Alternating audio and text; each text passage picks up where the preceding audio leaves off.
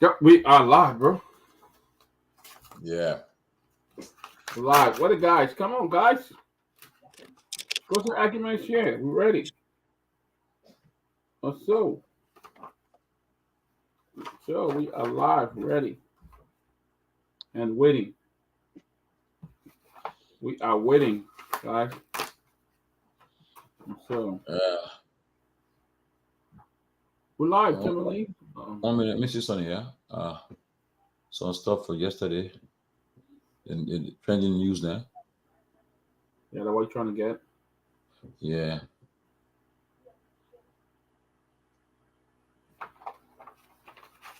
Welcome, Benjamin Pate, watching from all the way in India. Oh my God! Welcome, Benjamin. Guys, as you make your way, we'd like to welcome you, James A. Coyote, the one and only James A. Coyote. Welcome to the Closer Argument.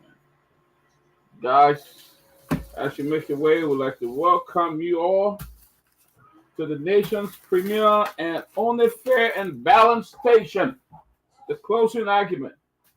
Yes, we are the nation premier. Alaska Bay, welcome, Alaska, the nation only premium station. Welcome. As you make your way, we want to invite you. Come on.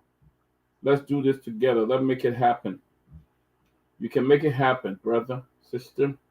As you make your way, share your show, man. Share the show.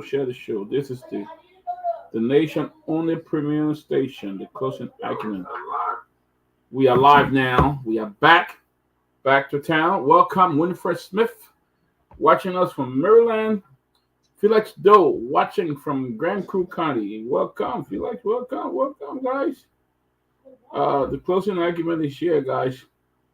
And we are going to do it for you. We've been off for a few days, but we are here. Makai D. Walker, welcome, watching from Dupero. Welcome, Makai Walker. Welcome, everybody. Welcome to the Closing Acumen. As you make your way, just be nice to the other people. Share it. Share the share button. Be nice to them. And welcome. News, views, and what have you is trending in Liberia. The news cannot stop. People going after other people. But the news is here. It's here. It's here to happen. To make it happen.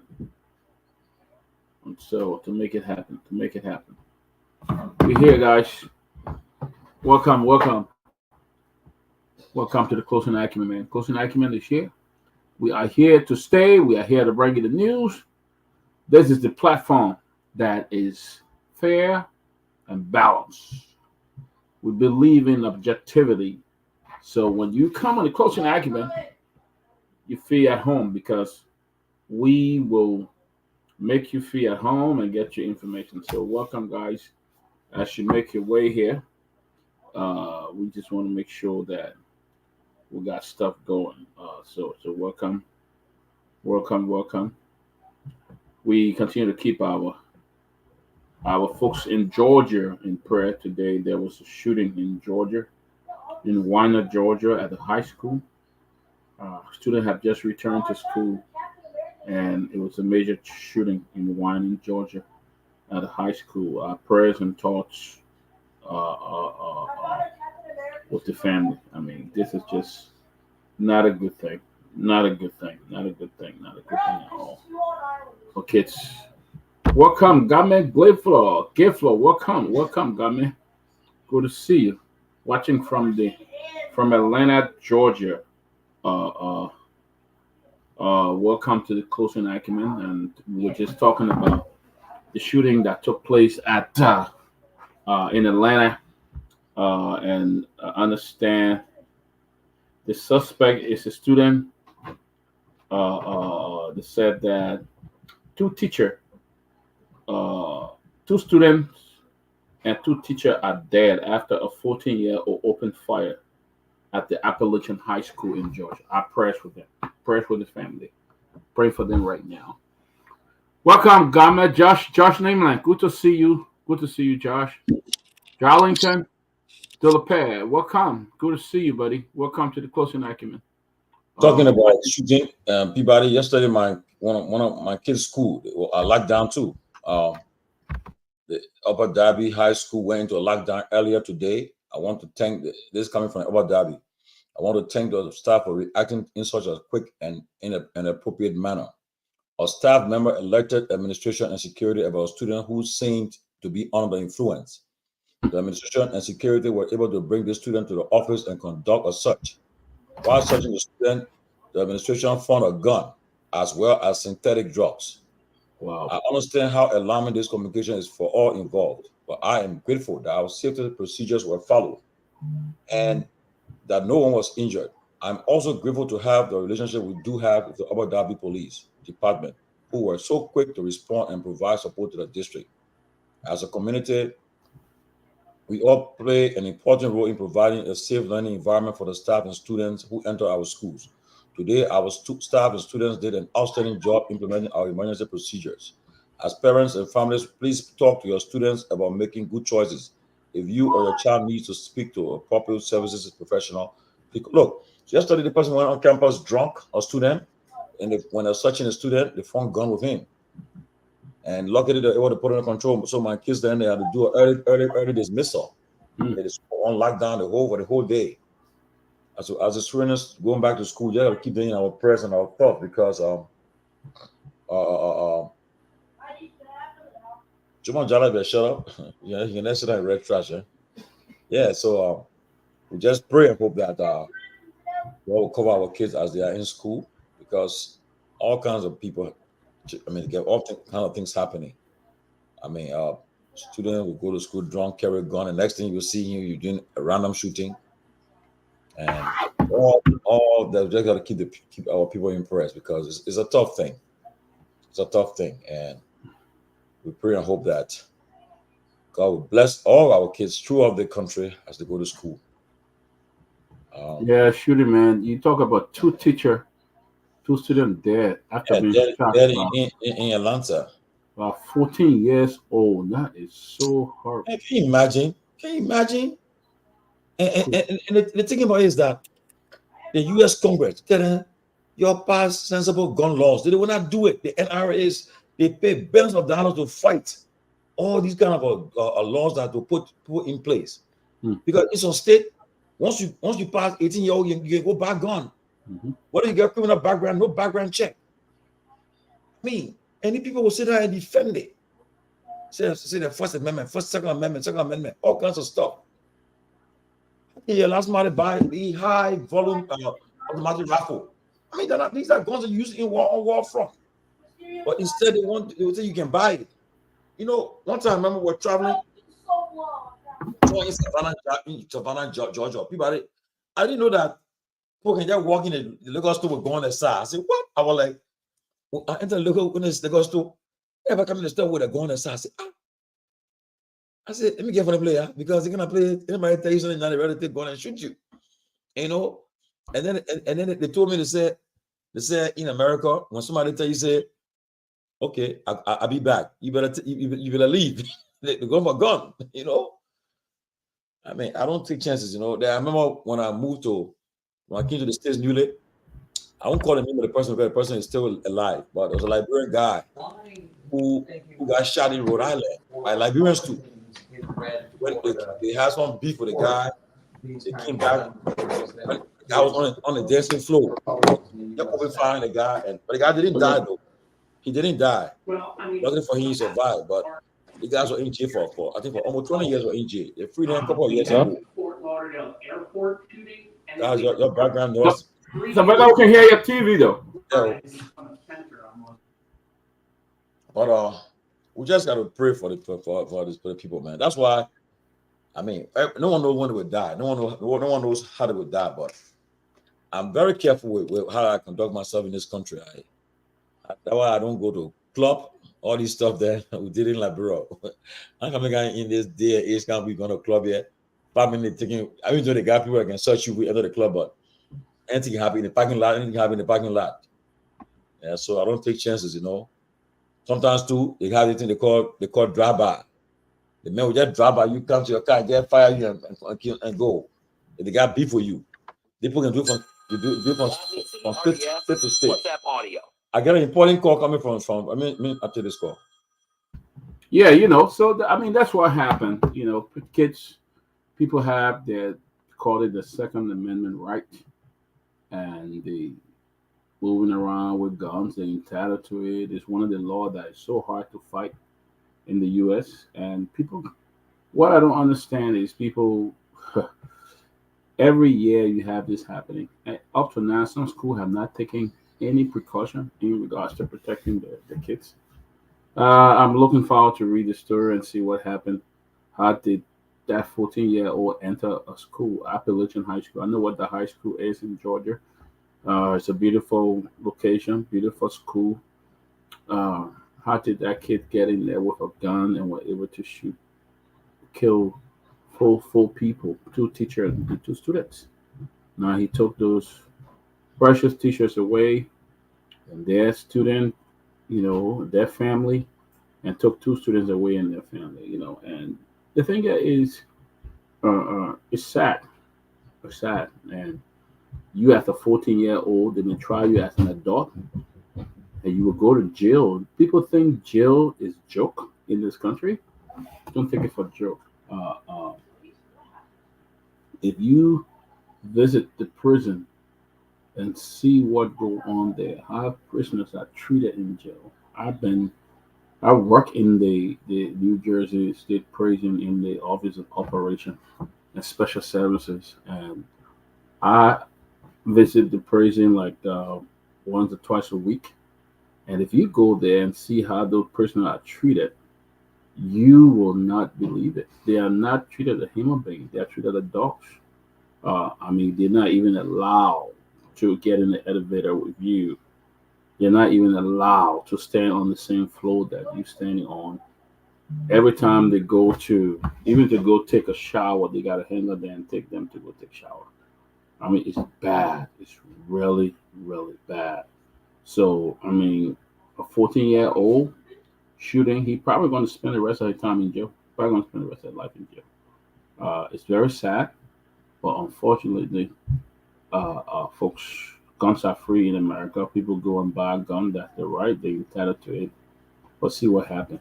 Sylvester, welcome, my man. Welcome, welcome. Thank you very closely, Dr. Peabody. I think the news broke around 11 a.m. Today. At around 10:30, yeah, thereabout. It was a very terrible situation to see a 14-year-old, a very, very, very young, an extraordinarily young man getting involved. But the most serious thing about this process is that how did he get the gun? So there was a problem coming now. How did he get this gun? For a 14-year-old to get a gun, this is totally unthinkable. But there's a precedent set already that the last time the situation had unfolded, I think it was in Michigan. Both parents of I think the 16 or 15 years old that killed 4 students last year in Michigan. The parents, both of them, went to jail. They were found liable and went to trial. They were found guilty, and they remanded them to jail. So that's a huge precedent that accountability should be given. There should be some negligence pushed forward to those kind of circumstances as they unfold. So yes, it's quite unfortunate today at the beginning of school. I think Georgia, they've been in school now for 3 weeks. Then very unfortunate situations, and I think most of the students were trying to recount the very terrible scene today, and it's quite unfortunate. I think it's one of the issues. Listen to Kamala. She was talking. She said we should not always do this. It's time that the politicians in this country do some very serious things to put into place some very workable mechanism that would protect the kids of this country, because the gun violence in this country is unthinkable. It's terrible.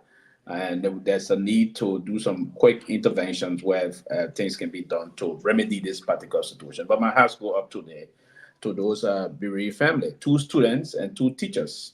Those teachers left their kids coming to impact knowledge. And unfortunately met their untimely demise under this kind of rough circumstances and the rest of that. I think it's terrible and sad. And that's going to, and the sad thing, Sylvester, is that people are going to condemn it and people are going to talk. And then after 2 or 3 months, that will be the end of it until we hear about another shooting somewhere. Exactly. And it should not be, if you not be unfolding in the world most powerful country. Yep. I mean, I don't know why. And the NRA issue at this stage, we still allowing people at the Peabody, we still allowing folks in this country to buy 8-15 starter weapon. Why we allow people to get 8-16 starter weapon in the community? Mm-hmm. In the community, it's quite bizarre and very, very much unthinkable. But again, that's part of the reason why the politician also, people believe the guy from the NRA and other things pumping some billions of dollars in places, so there's just people protecting them. Yeah, but it's unfortunate. It's harming almost everybody in the United States. So everyone can sometimes get that psychological trauma. Other kids in other areas, other communities, other teachers, other responsible, the service officer, if our resource officer, those resource officers were not effective today, would have been more cataclysmic situation being reviewed today.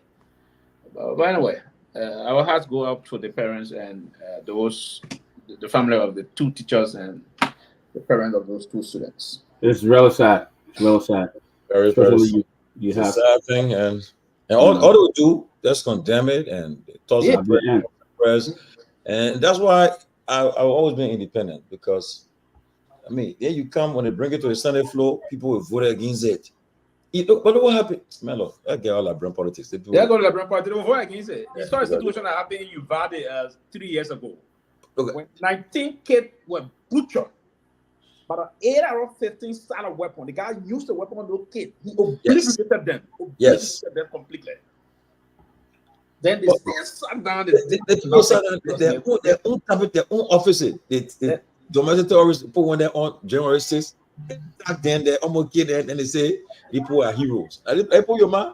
The rest of the one cut down high also African nation, other things.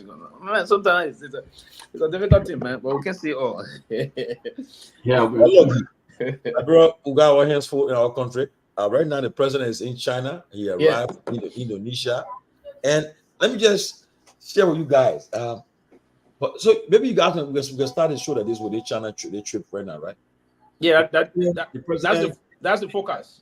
A delegation include the first lady, the foreign minister, first lady Katomo Boaka, first lady Honorable Sarah Besto Yanti, Minister of Foreign Affairs, Sylvester Pewee, Minister of State, Mamaka Bealded, Minister of State Portfolio, Alexander Luta, Agriculture Minister, Ami Moda, Commerce Minister, Roland Guinness, Public Minister, Women Pay, Leisure Minister, Charlene Pierre, Information Minister, Leo, how do you call it? Women Pay, Lands and Mine Minister, Jelima Pierre, Information Minister, Diapu Zo, Deputy Minister of Finance for Economic Management, Sarah Sajoni, Advisor, Modi Kamara Advisor. Also, the NRC Chairman, Chef Blibo, the MD for MPA, Sekou Dupe, the MD, the head for Maritime, Nitos Lahi. That you got Eugene Fagon, LBS, Prince Red, the Chairman of the Liberia Economic Zone. Then he get his support staff. So the question is, I understand President in travel with delegation, but this trip must be an important trip for Liberia. Maybe it's a trip, a breakthrough trip for Liberia, because to carry all these people, all these sectors ministry. I mean, the president carry almost the entire cabinet. Usually when he traveled, the minister of state will always act as chair of the cabinet, but this time around, the Minister of Justice is acting as chair of the cabinet, or Councillor Oswald Tue. So we'll start with you, man. Let me start with you guys. You'll help us with this kind of a huge delegation to China. We expect when the person returning to Liberia, the bag will be full with a lot of goodies. You guys think so, right? What are your thoughts about this heavy delegation? And it costs money though. They trade out free trip. Absolutely. Everybody that on this trip, they get about $300-400 a day as DSA. Then it depends on your position, though. But just the average man will get about maybe $300 a day, and they bear the country for almost a week now. So what you guys thought about this trip? You think this trip will use positive thing for the country? I'm all for the good thing for the country though. If this trip will bring back investment opportunities, that will bring back the things that will open the economy, provide jobs and opportunity for the young people, and open our country, I will be so happy for it. But you guys share your thoughts about this trip right now with the heavy delegation. Dr. Peabody, you want me to go first? Let me start. Look, Go ahead. Let me say this. This is something I think is a norm that's taking place in Liberia. The president is entitled to his official delegation. We when he travel, there are a certain amount of people that he carry along with him. If this were equally for a business trip, but in the interest of the country, and he took this crew, this large group behind him, I think it's in the interest to promote the country. I mean, I don't know what kind of business venture they're going to have. I know Fagon is there because the Chinese government is building a new station in Liberia. The investors are there to attract Chinese investors and other area. I mean, if this is in the interest, if this is going to benefit the country, boy, I would not. Let me say this, man. It's just I just see that as a new cycle, a beginning of another cycle. We saw this in previous government. Now the president going, he's entitled to the delegation, but I think this is purely a business trip. He carried all these people. I think they all represent something there or some discussion that will take place. So I want to see what Liberia stand to benefit from this. What are the tangible? But if nothing happened and he comes back, then I'll have a concern. But for now, I will just pause for now and see what happened when it comes. So. Yeah, he carries some key ministers with him though, and especially agriculture, public works, and lands and mines. These are ministries that are very important. Strategic, yeah. The MPA boss too, when the investment commission chair is there too, the maritime boss is there. I mean, so honestly, I'm all for the good results. I have no problem with the person carrying a large delegation, but if they will carry all the delegation and the results will be positive, will be more than outweigh the money spent for this trip, then it's good for the country. But if not, then that way we'll have concerns. Yes, I think the focus is very important. It's the China and African Summit. So we have to, it's this process launched more than 25 years ago when the Chinese thought to take over a very strategic process about having the control of particular constituents in the world, the African constituents. So it's very important, very pivotal to this process about the focus.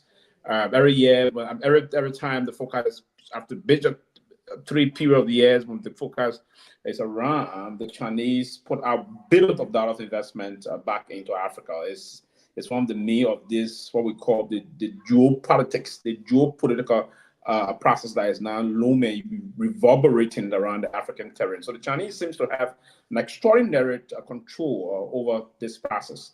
So yes, what they introduced this one rope, the one belt road system they have is to cross the system through this line. So it's important that every government in Africa moving heavily into China on this kind of a discussion to see as to what they're going to back from this summit. The Chinese government, as I said previously, that they pumped billions of dollars back.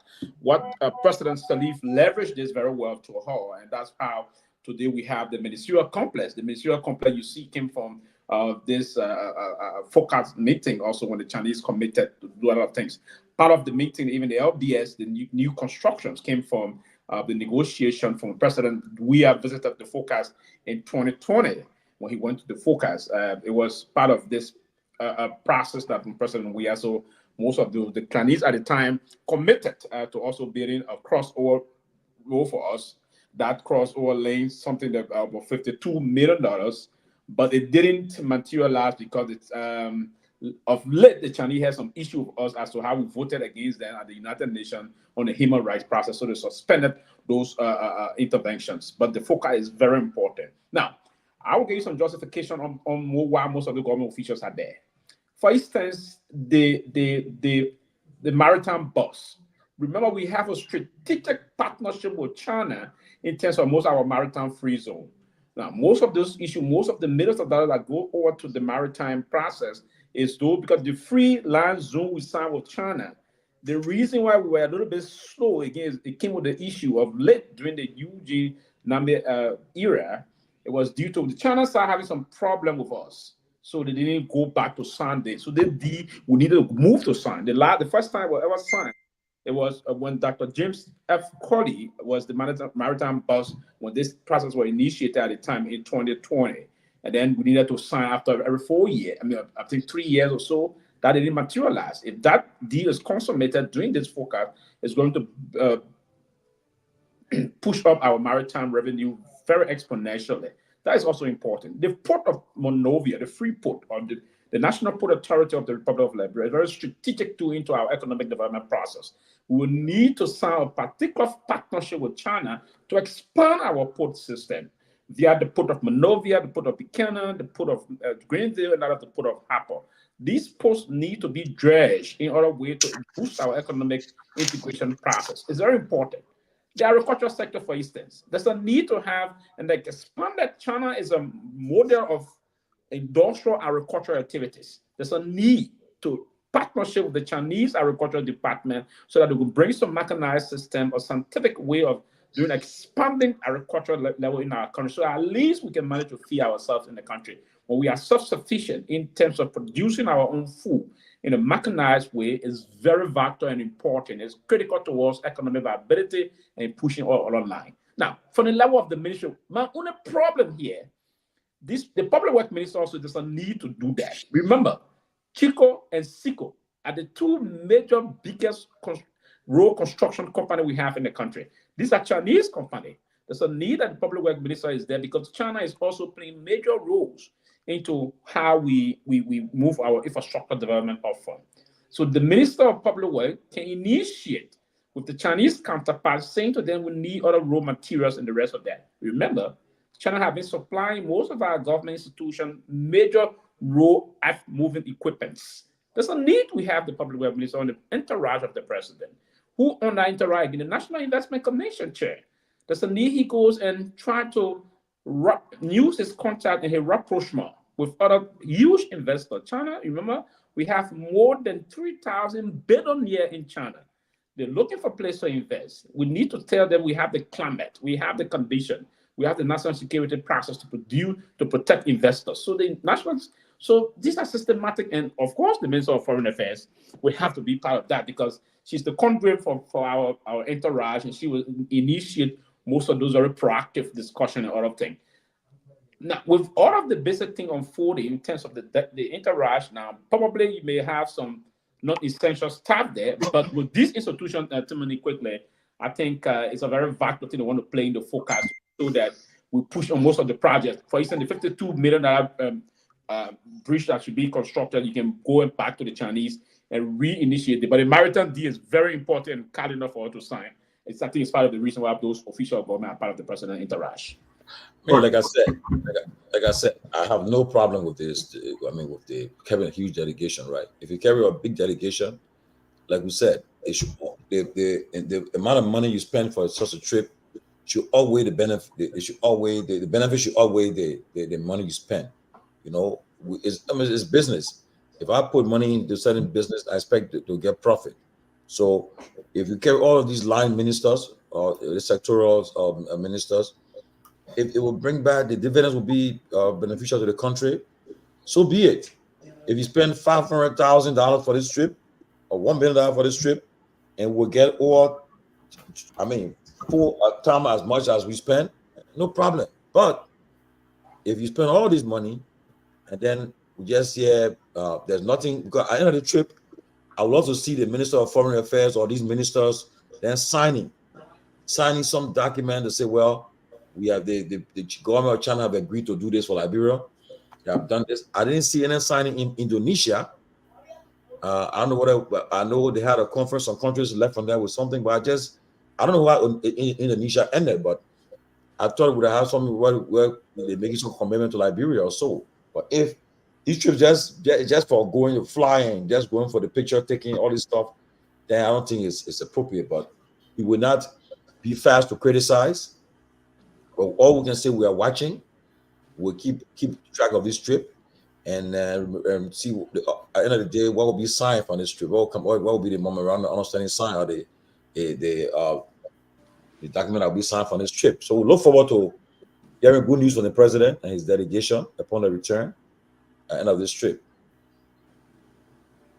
Yes. So, like for instance, well, go ahead, Dr. Peabody. Go ahead. Well, yeah. So yeah, but again, and I think anything in the interest of Liberia that is done there, it must be done with real good evaluation, because we know in other countries where China has invested a lot, they tend to have taken over. In fact, even the U.S. government has warned Africa about China are moving to Africa and stuff like that. We saw that in Zambia, where the electricity system there was probably taken over by the Chinese. Mhm. So if you are signing contract with a place like China, it got to be done.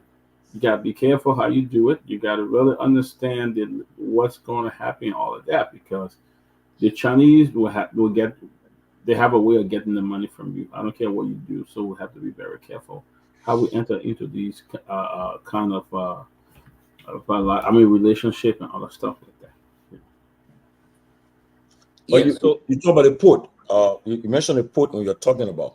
Now, there's an issue going with the ports. Okay, now let me just come to.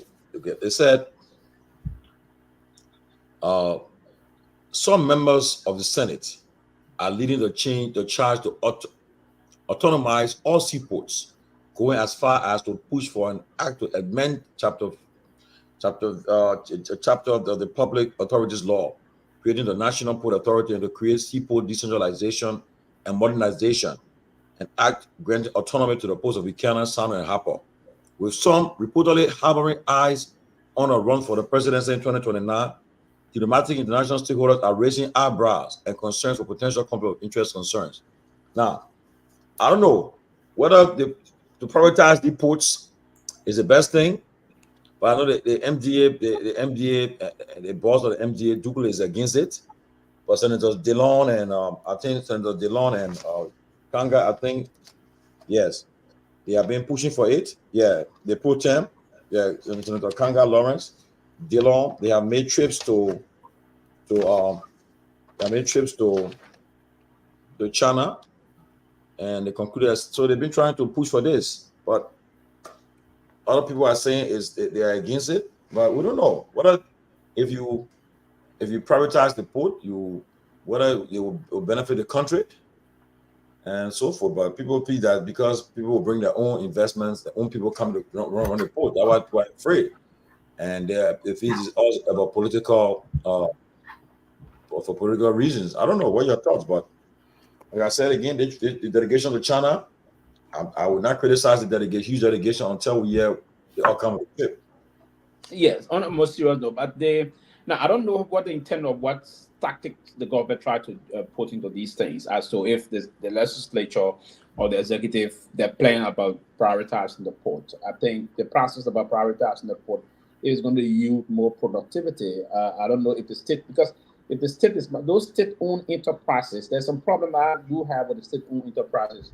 For instance, most of those state-owned enterprises, there's too much of corruption there. People believe it's a way of catapulting themselves to the very higher level in terms of whenever they are appointed to those positions. Now, if we were to prioritize those institutions, I think it do have a very good side of it, because it's about maximizing profit. Now, what if we prioritize it? There's an intended target from the government of Liberia. What the proceeds from there going to go straight towards the budget support system of our national development programs. That is important. In the process about we having as a state-owned enterprise, managing it from that perspective, there's a huge room for corruptibility.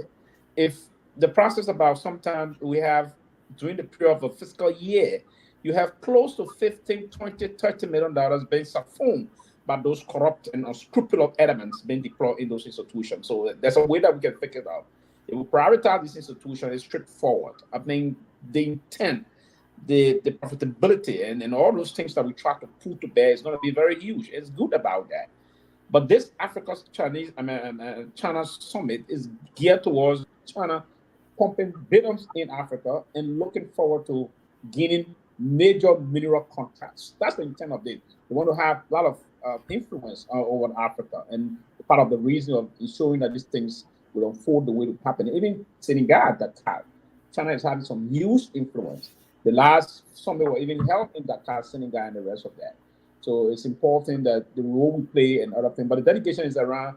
My problem there is if you come in to fix as the rescuer, and you trying to make this repugnant error as the past you criticize, to take 60% to China in the kind of time we have, or more, because the delegation is going to be more than 60 persons. If you put everybody, including the security entourage around the person, you're talking about maybe 70 or 75 a person traveling to China.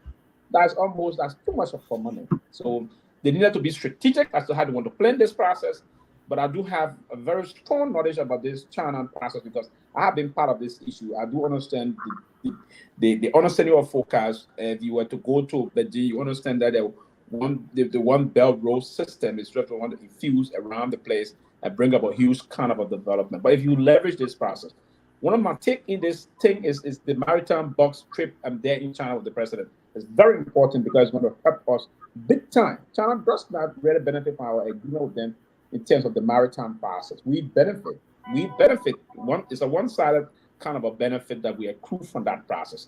So if this is signed, because the last time was signed by James Colley, and this is going to be the second commissioner, Eugene Nambe, he went there over to China, but he didn't consummate any major process.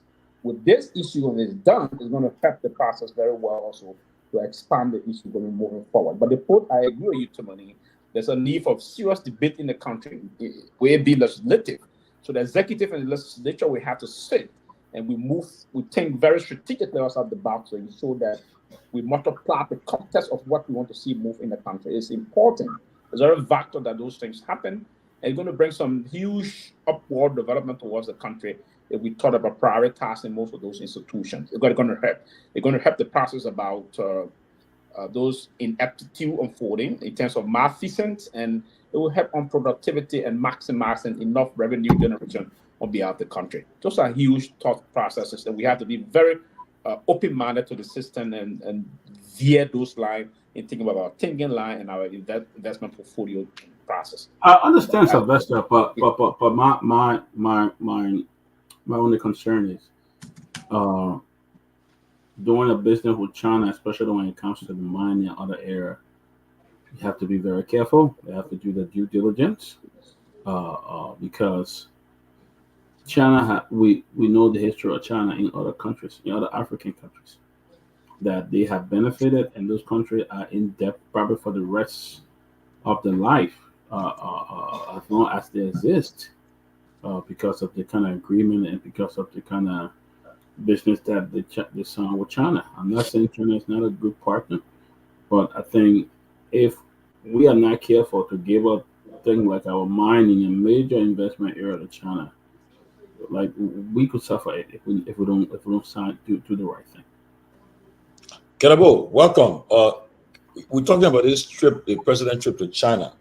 President carried almost the entire cabinet, along with the president of other government officials. But for me, I come from my position is that let's talk about China. I don't have a problem with the huge delegation if the results will be positive for the country, because he carried a lot of line ministers and sectoral officials. If the trip they went to China, if it will bring more like millions of dollars back to the country to open opportunities for employment and other stuff, I don't have a problem with that. But if you carry all these people and then if the results come out that it doesn't commensurate with the trip, then we have a problem. So what are your thoughts? Grace, welcome again too. Thank you, Tomalin. Well, thank you. What I was saying, I listened to my brother did the neo-progressive icon. I listened to him with all his thoughts about China. And the good thing is, both of us, we have worked for government in similar role. He was assistant minister and I was assistant minister. But we have different experience in government. We have different interaction and different participation. When I work for government, I was one of the technical focal points for the Ministry of Labor. And I travel a lot.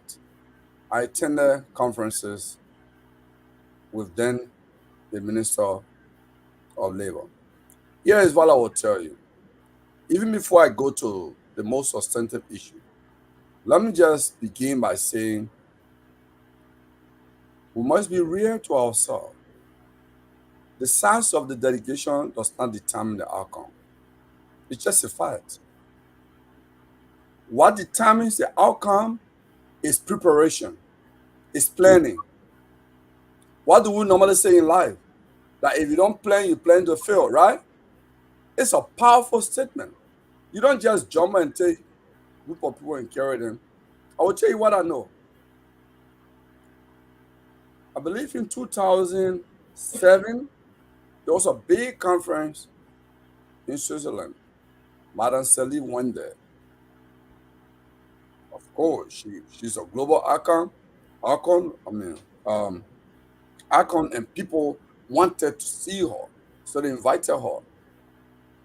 But to go to that conference, the sector ministries that were involved, they actually got consultants that moved into Liberia to help prepare a project summary, document the packaging nicely with banners and took it with them.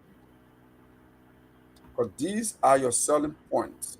You are marketing what is available and the opportunity in each sector. I am not assuming that this other government has done that. But I will find it difficult to believe they did. And here are my reasons. The conference in Texas, it was a big U.S. business conference. What did we come from there with? We carry a huge delegation, Tomalin. Don't forget that. What did we get from Texas? There was talk about it all on the social media. On Spoon, on closing argument, all what. What did we get? We just came from Atlanta. We have gone to which other place? In fact, because there was a conference, and it was the Texas conference, where other countries when it was, in fact, the South Korea conference, right? Tomalin George were following this. I remember close argument. We were reporting countries that were signing billions and millions of dollars, right? What did Liberia sign? We also carry dedication there. It's not about the size of dedication. It is the planning and the preparation for the conference. Because what actually happened in conference, you there for maybe 2 or 3 days or 4 days. People are just meeting, shaking, and passing. You must have done the background work, done the preparation. You have consulting, working, linking different participants, what you have, and creating those. If you don't do that, you are just going there for picture show. But here is my skepticism about China. And I want to join Peabody on this skepticism. Liberia is a very weak country in many ways. Let's take the classic case in Bapuru County, where a Chinese man is exploiting unspecified carat of diamond every day from Bapuru County. Our judicial system, our justice system, our police, they can arrest a man and the Chinese man escape from in Liberia. Do you believe that? And this one here, nothing here. So this is something I was reading in the newspaper. So that's a country you want to bring more Chinese to? We must be joking here. I think what is important is not to go to another powerful country.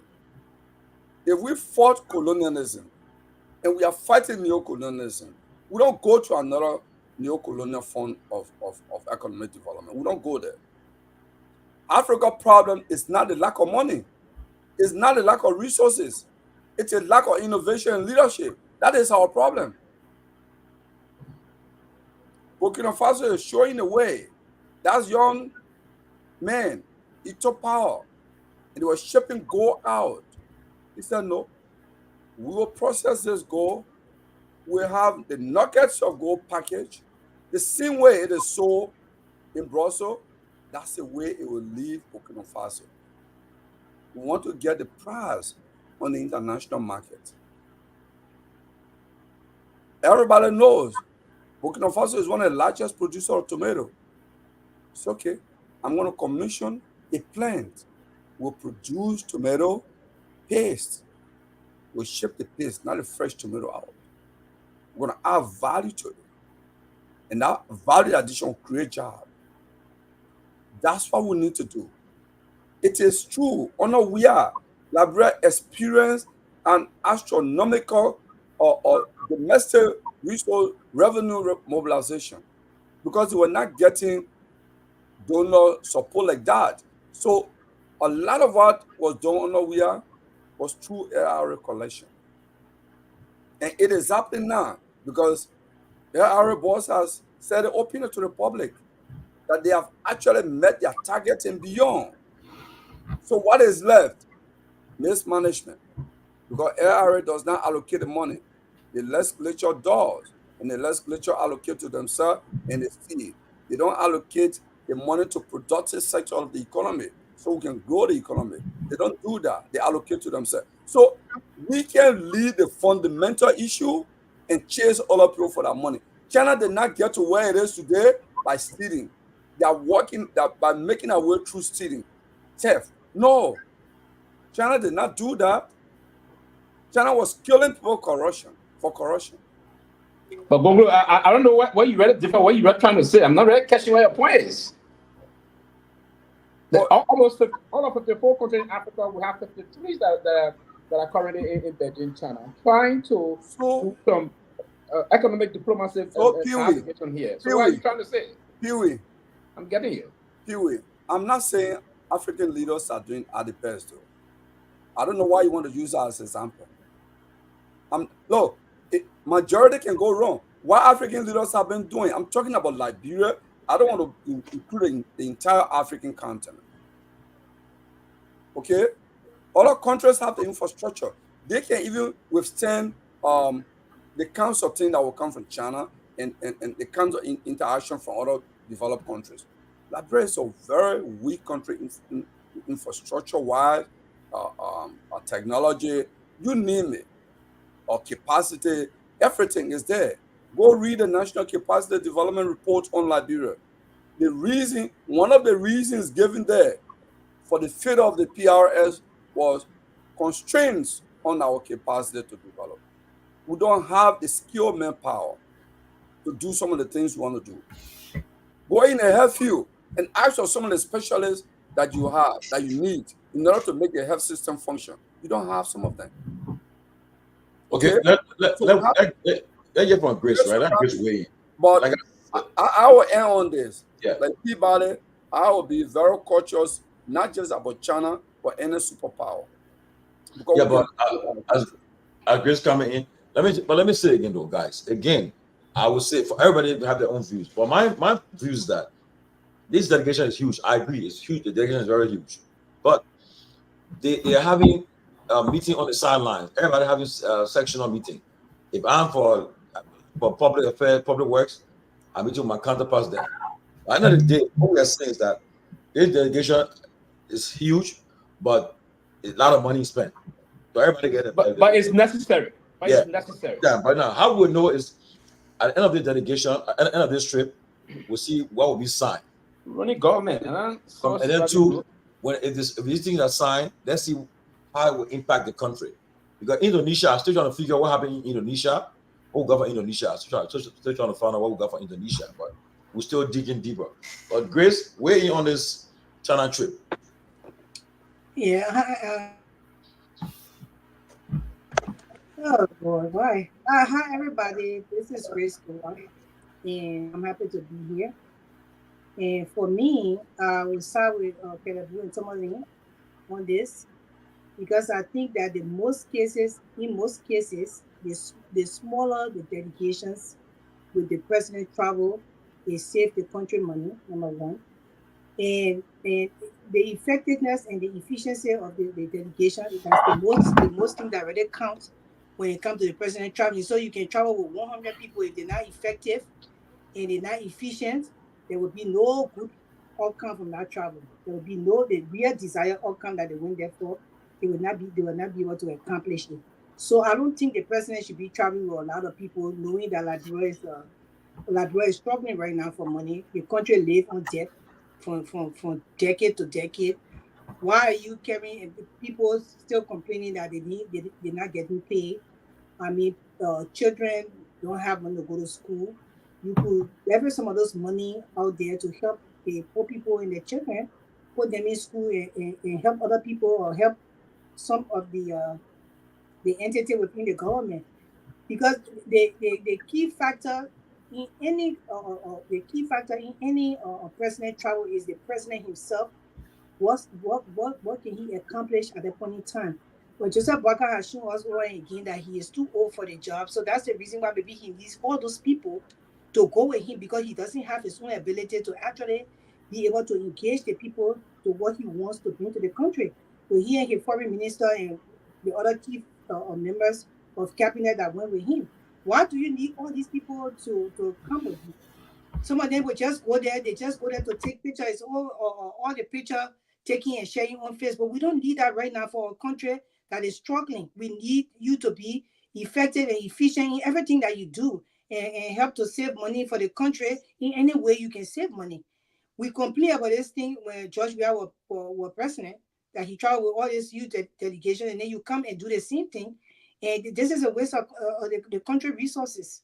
You can use some of the money to fix the roads, complete the RA road, and complete the other roads that were started by the past government. So I personally feel that the president cannot represent himself, and his cabinet members, apparently they cannot represent themselves. So maybe they need all those huge delegations to follow them to be able to help them in their representation. So I don't think it's right for the country. Well, again, like I said, like I said, everybody got their own views, right? But again, sometimes we carry the more, because the president can't be at one place at the same time and 200 places at the same time. So you carry people to meet other people, and at the end of the day, I'm sure they can meet at a hotel. They can compare notes. They say, okay, Grace, what you went to your meeting today with your own partner, what is said there? Peabody, everybody can meet. I'm sure they meet at the end of the night, they meet in a hotel and they go for that round table briefing. And the person will say, okay, I met with the guys from agriculture. I met with the guys from mining from this point. Because the president attending a high-level meeting, he can't be all over the place, so he carries the lieutenants to help him. But again, like I said, the only caution I say is that if the meeting does not yield any positive results, if nothing comes from there, Liberian people will get mad. Because depends on how many lieutenants. The people are too many traveling. If you got enough representation within the small group you carry, they will still be able to bring tangible back to the country. Why all those people? Somebody said today, they said if the people that the huge delegation, but then back home, we're talking about the people getting huge salaries. But then again, I know we'll come to the other issue. I know we all get mad, but I will defend that one too, because when it comes to huge salaries, you can't. I can't be bringing in $20 million a year, then you pay me $5,000 for what? I beg you, man. But anyway, at the same time, on the China trip, let us give them a chance. Let's see what happens on the trip. Let's see what it will sign. If it will sign anything that will bring millions of dollars to the country, that will create employment opportunities, then I think they will say, well, it was necessary. But again, let's see what happens. Yes, I was trying to make this intervention also. The government is not a social club. And we need to understand the definition of public bureaucracy first and foremost. And understand the wide-line international fora, right, that we attend. It's not a community club. They're going to have 2-3 person now. The focus is a very strategic and wide meeting. You have in all of the 54 countries in Africa, only Swatini that will be absent from Beijing. They're expecting head of states, government ministers, and different government delegation sections. Is that the United Nations, if you came to the United Nations, they have silent meetings from first committee to the 6 committees. every government in the world that will come to the UN will have their representation. There are different meetings going on different time. You need to be represented to those sectors. So all of those governments, for instance, the agriculture sector will be meeting in the agriculture section of the summit on the side meetings. There's no focus that you're going to see if you want to read any serious thing from the focus. You will have to carry a full-fledged dedication to the focus to acquire what you really want to do, because you have to go to those sections, do your deliberations. Now, last focus that was held in Dakar, Senegal, the Chinese, the Senegalese who handled the last focus. There was $40 billion invested by the Chinese into Africa. Now, the last time the President Sirleaf attended her first focus, the result, the second one or so, the result came, we had the ministerial complex for that focus process. There was some other extension that the Chinese government pumped some millions of dollars into Liberia. Now, they didn't stop there. When George Weah attended the focus also, the result from Mr. President Weah from the focus, when we went to the focus in China, we had the $52 million overhead bridge that should have been constructed. We had a new LBS, they did the other building, they finished it, they finished already, they're using it. There's a new one that just started, that came from the last focus, right? There's a $10 million to do the new LBS building. There's a $52 million to do the overpass something, and something they committed of doing now because there was some issue of they didn't implement that. So it's a wide range process here in terms of the bureaucracy. Now, on the fringes of those discussions, different delegations are going to be interlocking and having discussions. And then in those discussions, the Chinese technical team that reporting, the focus got a structure. It's like a United Nations structure, and those committees will report. There's a need for all of those people you call to be in the focus. For instance, the maritime, just the deal we signed with China will be adding additional almost $15 million to our maritime budget going upward because of that Chinese contract, because it gave us huge leverage. The agriculture sector also, it will give us some leverage. Go to CARI and see what the Chinese have done in CARI. Go to MVTC and see what the Chinese have done into MVTC. The Baboon program that is initiated through the young people, the TVET program. See the MVTC new structure the Chinese put out. It was from the focus. A $4.6 million new construction they did for the MVTC, right? So there's a huge uptime for us in terms of the way we do our representation. Our past leader went there and we benefited. We benefited from that. That's a classic example is the ministerial complex and other institutions. We benefited from those things. Before Pewee benefited from that. No, before Pewee mislead our public, let me just put a checkpoint here. You're talking about CARI. I can send you the picture. Last year, July, I was in CARI. I toured every single location in CARI. Those buildings, no one has done it. You can just leave from office, so you come and just say things you want to say. No. You not say the building CARI. You see, and that's a terrible part of this here. You just leave in the crowd. We say, teacher, you skip the other subject. You're not understanding what we're discussing here, man. Listen, can we continue? I've been asking about construction. Okay, let me come in. No, Ralph. Congratulations, brother.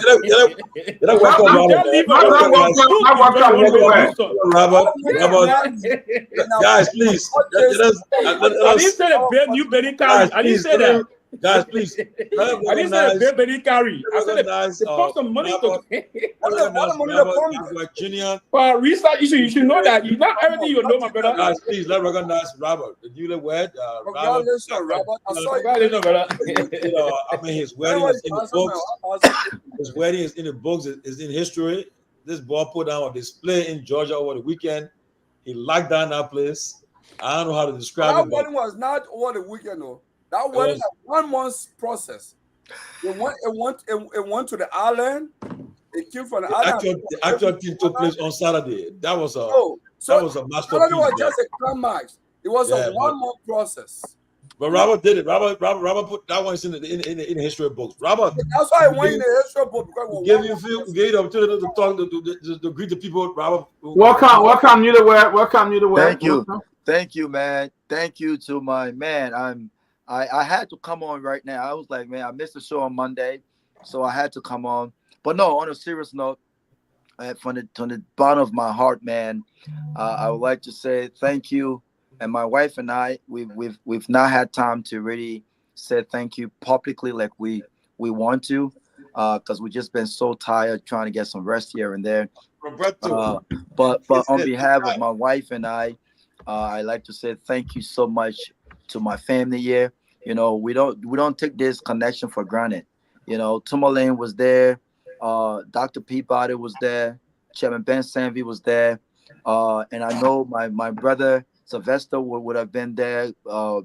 Big brother Kehleboe would have been there. You know, but these guys represented the closing argument in ways unmatched. I mean, they were looking awesome. They were well recognized. You know, Doctor was live. Dr. Peabody was live. Tomalin was live. Only Ben was chilling. No, Ben like good time, Benny. Ben has a Ben went live. Ben went live. Oh, Ben went live too? Yeah, for your speech. He went Oh, live. okay. Yeah, and so it was just an awesome time, man. I'm glad that these guys went live to follow the program. I've gotten calls from Liberia. My inbox is overwhelmed, my man. I don't even know where to start. But I'm glad a lot of people were tuning in. And thank you so much, man. You know, we truly appreciate the love. The community came out, and I just want to say this: the life that we live is important. That we live a decent life in our respective communities, right? Because the life that we live will always show up in many ways, be it death, and that's the least we expect that for. But the life that you live will show up in moments that you want them to show up. And so my community really show up in a big way, and we had a great time. I'm glad everyone had fun, and that there are more celebrations to come. More celebrations to come. So I know I will see my brother Sylvester in Atlanta one of these days, and I will see the Lofa Julius and my sister Grace, the entire team. I know we'll have more celebration. But look, I don't want to take the show. Thank you on behalf of my beautiful wife and I. We say thank you. Congratulations Well, again. congratulations. Congratulations. Congratulations again. Yeah. Thank you. Congratulations, Robert. Thank you, Kehleboe. I appreciate that. Thank you. All the So best. All the best. We're delighted to be there, and I think we had a great time, a really good time there. Yeah, they got these guys were there throughout. I think Ben later on had to change his schedule because he was supposed to leave at 6 o'clock, and then around about 8:30, 9 o'clock, I still saw him there smoking cigar. Enjoy Lobo too. And yeah, even Lobo. Yeah, Lobo flew all the way from Liberia, and also the former chairman of NOCAL, my uncle Christopher Neal. That man left. He came to the U.S. Atlanta with the president. Went back, had an important meeting in. I know he's watching. Had an important meeting in Nigeria. Went from Nigeria, went to Liberia. Flew out of Liberia on Friday. Tomalin went to Amsterdam to be here. His flight got delayed on Friday, 4 hours delayed, but he was still able to fly to in the city on that very day of the wedding, 12:30 p.m. And his beautiful wife was in attendance, and I think they sat on you guys' table. So thank you. A lot of executive members from my staff. The food was great, Robert. I'm telling you, We just food said at thank the- you, man. Thank you. The food at the reception was great. Can Yeah. y'all tell Henry I will call him back? Henry, I will call you back. I'm on the show, man. I'll call you back, Henry. Stop calling me. Yeah, but it was good, man. A lot of people show up. So, Grace, next time I'll please, Mom. Everybody are asking for you. I will respect you to be No, for you. I Next understand, Robert, but I had Everybody asking for Mama Pepper. I had a prior engagement because I had a white party that they have around America that my organization was invited to. Okay. So I already engaged with that, so that's why. But next time, we're gonna be. Yeah, absolutely. The first wedding People ask for you. Ask for you all the time. People ask for you. So when you travel down, She's a Mama Pepper on the show. bodyguards now. They said they don't like the woman, but when we go out, they ask for the woman. So Yeah. Yeah, exactly. Well, that Mama G's. She's a But Mama G. Robert, your chef was great. The food was just one of the best I've eaten, man. Best, beautiful. I mean, nice food. I reception the dry and not pepper, man. Was not. The dry rice, yeah. the pepper, the fish, man. Yeah, Everything was nice. Yeah. That was the goal. We wanted to show the Liberian culture in a very in a good way, because you go to Nigerians' wedding and Liberians, and to each his own, but you see people have these white weddings, and then after doing the reception, they change into an African outfit. We wanted a full display of Liberian culture. We had the country club We flew to Liberia, got all of the materials, the traditional outfit for the girls. We got them from LIB, and so to a lot of people who just thought that I was in Ghana spending more money in the Ghanaian economy. No, we went to Liberia, got a lot of materials from out there, got a few outfits made. But I did get some stuff made in Ghana too, because I got some great connects out there. But we spent money. We spent money in all economies, you know. But it was great. It was great that we showed the African culture, the Liberian culture, the Bassa and Kru culture in a unique ways. And so hopefully, you know, that's something that we embrace as Liberians, because that's who we are. We are Liberians, you know. So the jollof rice, the dry rice and fried fish, the checked rice and gravy, even the stuffed salmon. You know, a lot of people don't know, but I have an associate degree in culinary. So my F&B background is influenced in many ways, and I'm hands-on when it comes to these things. So we actually created that, and we wanted the salmon to reflect in the traditional way. So we had a lot of traditional Bassa Kru vegetables, herbs, and things like that. And so the ginger beer, the fruit punch, all of those things were all well planned. I think Raul can read. Y'all look for Rabbit trouble. Y'all look for Rabbit trouble. Y'all got it. Yeah, go ahead. Somebody next you with the weekend. Yeah. Y'all look for Rabbit trouble. Look. I enjoyed that food. I went for 2 rounds. Shout out to one guy, the after party guy. They call him George Williams, right? That guy, oh my God. Grace, the guy, as you sit on the table, he just bringing you, when he also on a grill, he bringing fish, he bringing lamb. I mean, he just bringing the food to eat, the drinks. Then he said, I mean, you tell him times, he keep on bringing it. Yeah. And oh my God. Who was behind the camera for because the person kept taking the camera on everybody's faces as they were enjoying themselves. And some people were just uncomfortable with it. Trust me. What? I want to know that Peabody watching. That Peabody did a great job. Why are you trying to do the you see what the men were taking the camera on everybody. Right on the closing argument page. Yes, I was watching. I said, my goodness. People sipping their wine and Tato Peabody were on it. Kev Hassan all called me. He said, my man. I said, oh, you called him out. He said, my man, I beg you, man, keep the camera on for long. I'm enjoying it. He said, you say. Kev called me on Friday. He and his wife was actually, you know, he's getting married in November. He invited us. So he and his wife was actually supposed to come, but then he got sick. So when the pictures were circulating about his great beer and all that stuff, he called me. He said, my man, I want you to still keep my tip. I said, but I got to get your tip away. He said, no, keep it. I don't know you. They might release me today. Other people would have gotten that table. I said, no, my man, keep it. No, I give it away. He said, you're on drip. I think that's an old picture. Not I had to get his table away. Other people would have come, you know? Two spots. That's 2 spots right there. Yeah. You know? There's a lot of money, too. All right, guys. But let's get back to the show. But thank you, man. Thank you, family. I appreciate that. Thank you. No appreciate you, brother. But guys, thank you. I mean, okay, I think we're done with China now, right? Let's move to the salary disparity in the government. Okay, let me Kehleboe, now you want to talk about salary disparity when you are there, you're making all that money? No, you're making how much you think I'm making? No, but I will say this. 10,000 a month. How much you think I'm making? 5,000. I never reached even 4,000 in government. You're making 5,000. I never reached that. 3,000. I never reached. But 3,000 is a lot of money, though. especially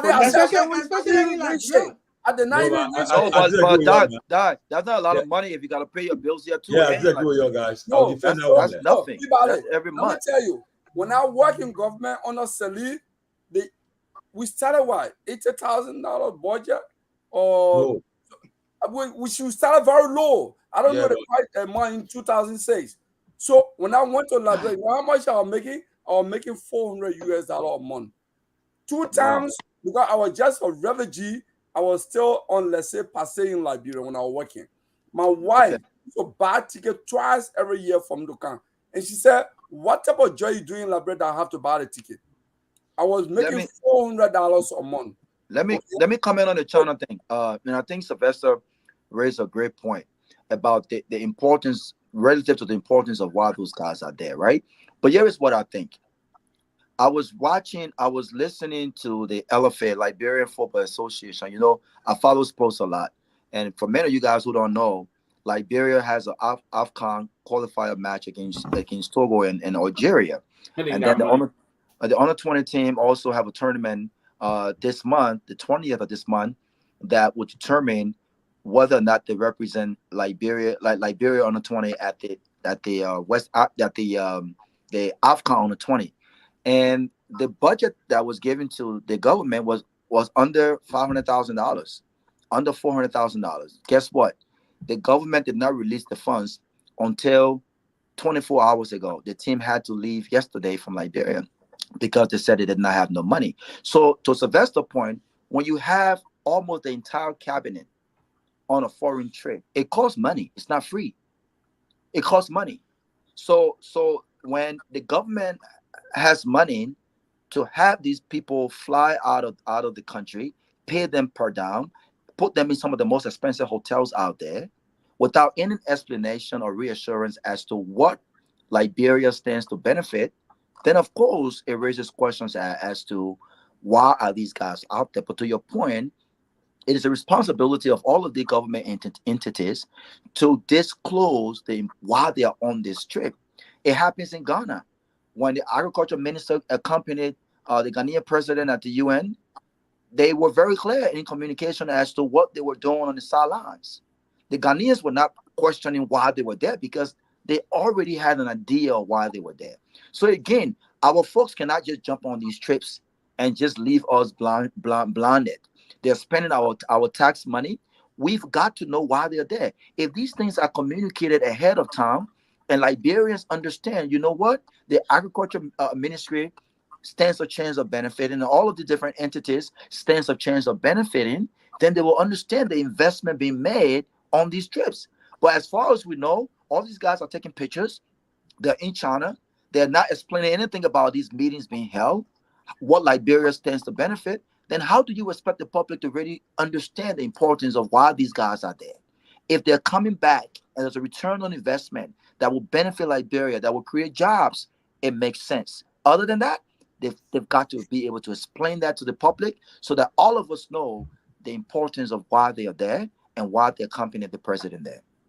Very great point, but that was not Sylvester's point, though. Sylvester was justifying why they should be there. You don't need to account. You don't need to justify. Look, you must for just me, be all Sylvester's point. Look, for me, I don't. One minute, everybody. I'm not absent from this forum that you try to maliciously misrepresent my. We gotta put our dictionary. What I said clearly, I was getting justification why we have to do this kind of a diplomatic intercourses with our foreign partners. I was giving those kind of justification. We have a government that we have to engage with our other partners. The focus is not a phone. The focus be contributing towards Liberia development. I give you an example of the ministerial complex we have there. It keeps on the focus. I give you an example of a lot of other development and money that will pump into the Liberian economy by the Chinese government. It keeps on the focus. The new FBS, the new business just started. The 10 minutes, it keeps on the focus. So I was saying to you, even our maritime agreement we have with China that they reneged on signing due to the vote we took on them a couple of years ago on the human rights record, where they store most of the development process. All those commitments, that's what I'm trying to say. So if you have a government, what you said, but Robert justification is our people should justify to the public why, because it is our tax dollar that we have to go. We're getting money from the Chinese. You were saying they just need to go. He is saying before they go, they should justify. And my point was, you don't just go to conference. You have to, it takes planning, it takes preparation. You need to have your summer project. You know when they do a plan before you, okay? Before the Tomalin, how many people went? Okay, but I think we should pivot to the. I think we should pivot to Ahmed there. Right? Because and you didn't hear me. I also criticize the style of dedication. I criticize the style of dedication. Let Togar come in. Let Togar win. Go ahead, Togar. I criticize the style of dedication. Thank you, gentlemen. Thank you. And I'm being told around 60 to 75%. In fact, there are some people who have not even left. That's ridiculous. That's There are ridiculous. some people who have not even left. The city mayor of Monrovia has not left. I So think is he going? Yes. That's He's ridiculous. taking a delegation along. The mayor of Monrovia has not left. He's on the trip. All right. Eugene Facon and some media practitioners from ELBC left a day or two ago. Yeah, they already there. They should already be there. All right. So you got already senators, some senators already there. Darrell Dillon and the president pro tem, they're already taking photographs are coming out of China. I think they don't address the conference too, right? Yeah. No, you're not addressing the conference. The photo guy that he put on now the address. Oh, and that's my issue. The photo he put on, you are not speaking? No. The one he's standing with his hand up, he stood behind the podium and took the picture and sent it to us. That address? He was not addressing nothing. The man picture. So it's picture. The man stood behind the podium. The man stood behind the podium, don't do that. raised his hand, The man can took lie, the picture Tomalin. and sent it to us. No, man, you don't do that. You don't. I'm telling you, the people, most of the activities they had there is a kind of round table engagement. It's not where you're sitting on no podium. So you either in the hall with everybody sitting around the table and you're speaking through a microphone. Then you in a team up, right? Like when they got the legislative team up and things, they have most of the team looking. So for you to see Dillon sitting behind a podium, that because he wanted to take the picture. So the man was just over hand. I did that. Of course, he was not speaking at nothing. You saw any microphone before him? Wow. He's speaking at nothing. He's speaking at nothing. But this is the usual character. This is the usual character of Darrell Dillon. But this is what is interesting to know. Togar, give me 10 seconds. Togar, 10 seconds. I just want to add to what you're saying. We've been saying this. Dillon's a scammer. That's who he is. I said it last night, the pathological liar. The man is a scammer, you stand behind podium, you take picture and send it to and raise your hand. Can the guy put the picture up? Can the guy put it up? You're taking one order off it. The man is a liar. And you send it to all and make it appear like you were addressing, but you in a hall with the president pro tem of the Senate, and the president pro tem not even addressing at that level. How you gonna address? No, but I saw a picture. She addressed it because he put a woman in the same thing. Because if there was a real address, it would have been live on video. But the forecast, you know who can keep giving the opportunity to do the forecast? You have 50. Now it's going to be a dedicated person to even have the time to meet the Chinese president. So we should pray about head of state. So head of state will have the time. No, but he did. The president going to meet him. They just put a picture up meeting the first lady, the president. All of them. Yeah, all the head of state will meet the president. Is it on a sideline or is it official? That's what I'm saying. I believe it's official. It will be official. No. With the president, it will be official. I'm told around 27 African head of states already there. So that one will be a whole interaction with the president. Obviously. When it comes to the presidency, it's going to be official. The president, she ain't going to have time for all of them. But this sideline meeting, you get nothing to go address. Yeah. Sideline meeting, man. Why you go behind podium addressing people? How many days for each president? No, okay. So the forecast it started yesterday and going to end on the 6th. It's from the 3rd to the 6th officially. Yeah. Then the technical sideline process will continue up to the 19th of September, having different the head of state would have left, right? The head of state will be closing up by Friday. I want to address quickly. The number issue. Many of you on the platform have been officials, especially Kehleboe and Sylvester. You've worked in government before. I first of all wanted to know what's the role of the director of cabinet. Thank you. I thought that person coordinates everything happening within the cabinet. Now, if you are going to such function, why don't all these land ministries and agencies put together different reports, maybe in 2, 3, 4 paragraphs, turn it over to the person who directs the cabinet, and the person goes for the country to be able to. The country is too poor for us to be spending the kind of money we're spending. 60, 70? Sure. The country is too poor. Togar, you started a very important point just now. It sincerely ties into the astronomical figures that people are even taking as salaries. We want the country to go anywhere. We got a 600 to 700 million budget. That almost 80 to 85% of that budget goes into people's pockets. Like we're going to be in a cycle. It's like you operating from hand to mouth. And when you are operating from hand to mouth, you practically unable to do any project, even in our individual lives. Anybody who operates on hand to mouth, they may be $150 or $200.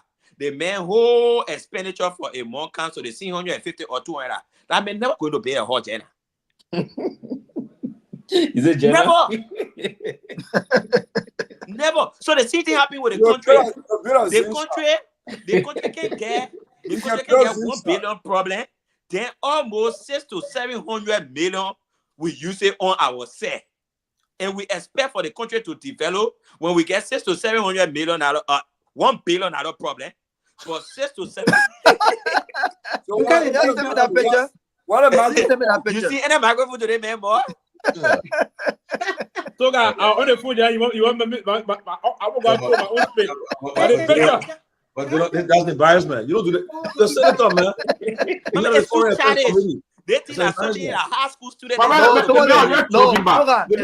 high school students supposed to be doing. That why you in the Senate and doing? Please don't limit this to childish. No. Don't limit this to childishness. No. This is a man who is look, he's known for this stuff. He's a scam. This is not doing childish. He understands the tactics. He understands what he's doing. I mean, who goes to an event when everyone has spoken, then you go stand behind the podium, put your hand on the picture and put your one hand on it. This is not childishness. Robert, me as assistant minister, a low level government official, I've never did that to any conference. No, but what's the essence of doing that? What are you doing that for? Never. You're embarrassing yourself to that level. You know? The man's a liar. It's embarrassing. It's quite embarrassing. It's embarrassing. So cheap. These people have made government so cheap. What do you want to do that Back in the day when people were in government. He'll wait for you. They made a government. And you know how many people believe it that they may address a whole forum in China? You know how many people believe that? So the person the basketball left bluffing video. No, but basketball left bluffing. I didn't round a basketball. But Sylvester, don't attach the basketball to this nonsense. We're not bluffing, but we're not criminals. But you remember. Let a picture be there. So everybody who commenting on that and congratulating the man. Everybody who commenting on that, thank you for representing all. Monso Rado, let it need you. Let them know that they may address nothing in AI. It's complete. Yeah, you say AI, brother. He addressed nothing. A hard graver. Like the people there was to sit at a round table conference where there were conversations across the floor and you can speak, but you were never given a chance to speak from a podium. Never. But this is the same man who said he went to business class to speak to his neighbor. I mean, this is the same man. That's a liar. Never. That president Boga meeting President. Yeah, but the Boga met. That one is the president man. That one is big. This one is big. That me President Xi Jinping. Wow, that's a big one. I mean, the president looks sharp though. He want to make that news. He looks very presidential. So why don't he take the hat off when he's shaking? Why is he leaving his hat off? No, you should take it off. I don't take it off. No, but you should take the hat off and shake people's hands. No. Listen, Robert, there's a reason why he's doing that. The man, according to the chieftaincy rule. Thank you, Sylvester. Listen to the chieftaincy rule. The quarter he's from, that chieftaincy title you cannot remove it 100%. So he will live it because he not comes to show honor to that he buy into the other person heavily. No, he's a chief. They want him to not. He will not take it out. He will just live it as a mark of respect to that person. You guys. Let us go to the. Yeah, let Grace say something, please, man. Let me say this out in the first. I just wanted to say that, and that's the reason why too many people on the trip is a waste of money. Because Dylan was very less busy. You think if you was very busy or putting negotiating for Liberia on different good to bring to the country, you think you'll be able to have that chance to go stand up on podium and put a hand out to take picture like he presented something? That's why they don't need all those people. The foreign affairs chair in the Senate, so yeah.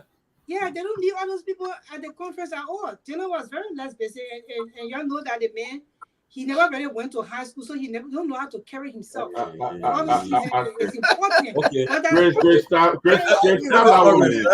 Let me say this, right? it's very On the issue of the oh, man, have to carry Chris, that pivot. The issue about the salary issue, right? The issue about salary business. Okay, yeah, my point though, on the salary issue. Y'all listen to me carefully. Now, if you are a minister, I think it's not fair for Sylvester to be making $150. You making $10,000. I don't think it's fair. But if you're working for an institution that bringing in $20 billion to the government to the revenue, honestly, be honest with me though. You think it's fair to pay me $5,000? I should make $10,000 or $20,000, or $50,000. I justify it because why? We're bringing enough money to the economy, into the revenue based on the government. So tell me, if you pay me less money, there's a reason why I'll be prone to betray the public trust. Okay, so my point is, for civil servants, I got a problem with that. You can't be minister and you bringing in not much money, but you won't be making $15,000 and civil servant making $150. But if I'm a corporation head, where we're bringing in about $20-30 million to the government, into the Liberian economy, pay me at least $10,000 plus, because we're bringing in that kind of money. If you don't do that, the America happen here. I respect your view. My point, but when people criticizing, attacking, everybody might attack. Some people doesn't. Yeah, but you can't do that in government though. You can do that in private company, but not government. Tomalin, I respect your view, but I respectfully disagree with you. And here is the reason. In private sector, and Rawa is the only person here with a clear, impeccable record on working in the private sector. Private sector, there is fierce competition among businesses. So if you are able to overshadow and make more money in the same industry that you have 4,000-5,000 people competing, that's applause. That's why companies give bonuses to their employees, because they make profit. They work hard. In the public sector, some of the places you're talking about, LPRC, let's take LPRC, the National Port Authority, they have monopoly. They are no competitor. LPRC is a regulatory storage facility, basically. They have no monopoly. They have monopoly. Nobody is competing with LPRC on storage to say, okay, I will have private storage that importers will come and dump their products in my storage, and they can take it out without going through LPRC. LPRC is a sole authority. So they have no correction, please. That's not you. Don't say that. You have streamers. Streamers got some tanks there. So let me correct you on that. They bring a product, but it has to be LPRC. No, you got streamer got some also. So make that correction. We have streamer contest. And no another importer got some also. It's not under LPRC. So I just want to provide that information. LPRC in that. Come again? Where is the role of the LPRC? Man, the LPRC role is just for storage, basically, and those people are building their own things for the same purpose. But LPRC is a sole authority in terms of government most of the storage. Can they take that product out without LPRC authority? If they take that product, but they bring that product. For instance, when consumers bring in the product, they got their own tanks that they store those products into. To the market without LPRC. I don't want to take most of your time. I want to correct you that it's not only LPRC, as he said. No, so the argument is these are near monopoly in this sector. So they're not competing with other businesses to say where they are bringing 40 million, bringing that based on innovation. No, because they have the authority, they are the government. So it's a public sector in a way. So what you want to do is, if you make a commitment to serve the public, then also make a commitment to forgo other amenities that you get from private sector, like if you're working for Firestone. But you can't say, oh, because I'm National Port Authority and I have no competitor, I'm breaking 50 million or 100 million, so I must take 10,000. In fact, Tomalin is saying 20,000. That's outrageous. So I see where Tomalin is coming from, right? But I do disagree. And this is the reason why I think as professional Liberians, right, we've got to look at ourselves and where we are currently looked at our family dynamics, and truly make professional decisions when it comes to our own career.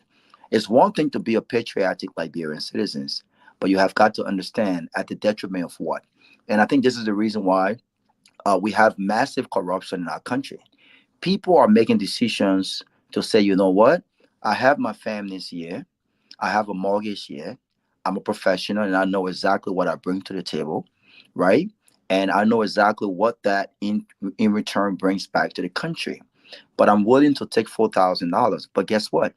$4,000 every month, to be honest with you, it's no money. But you've got to decide as a patriotic Liberian citizen, are you in the space professionally and career-wise to let go and take such a huge pay cut? That's a decision that I will make with my family, and considering that as well. Am I willing right now to return to Liberia to make $5,000 every month? Absolutely not. Because $5,000 every month will be a significant cut from what I currently make in the private sector. And I also understand that $5,000 every month cannot sustain me paying my bills, taking care of my family in America, and also taking care of myself in America. People have to understand that there's a certain lifestyle that we're all used to, whether you're in Liberia and you're privileged, or you're in America and you're privileged.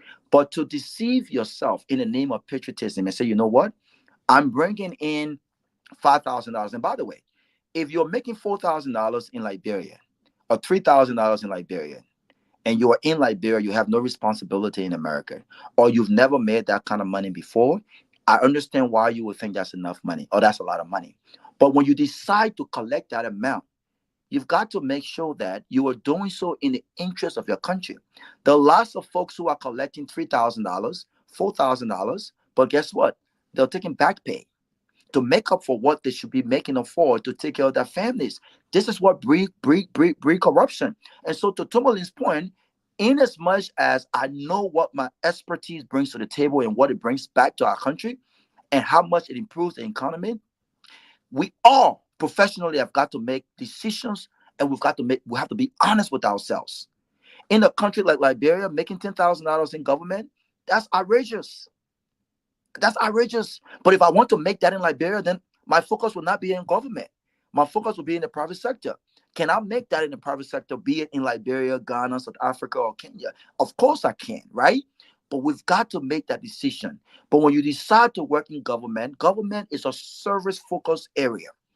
You are giving back to your country. Have you wondered why some executive makes 10 times more money than presidents in this country? Have you wondered why senators and representatives make way less money than some CEOs in this country? Because these CEOs have already made their money. They are in the position now to give back to their country. And so I think what we should be doing as professionals who are willing to go back and take such a huge pay cut is to set ourselves up. Government should not be dependent on our lifestyle. If I went back home and taking $3,000 every month, I should have multiple sources of income. I should be hiring Liberians. I should be training Liberians so that I'm independent in my mind and what I stand on issues. If you fire me today in Liberia, I'm okay. I don't need government money to survive. I don't need government money for my kids to go to school or for my wife to do what she needs to do. We've got to make that decision. But $10,000, doesn't matter how much you're bringing back into the country, 30 million, 40 million, $10,000 is too much. One last point I want to make is this. What you also don't want to do is open a can of worms, because other people might say, you know what? If you are arguing, Sylvester, that I'm going to take 15, 20K, or not Sylvester, but Tomalin, 20K home every month because my institute or entity is bringing $20 million or $25 million, how many institutions do you have in Liberia then that could compete to say, you know what? I'm bringing in $15 million every month. So how much should my income make? Should my income be? You've got to be careful. So I think there should be a gap on what people make, what government officials.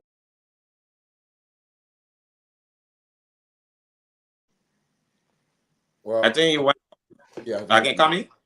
Yeah, come in. But please come in. Let me say this though. Let me just look. This how people can breed dishonesty.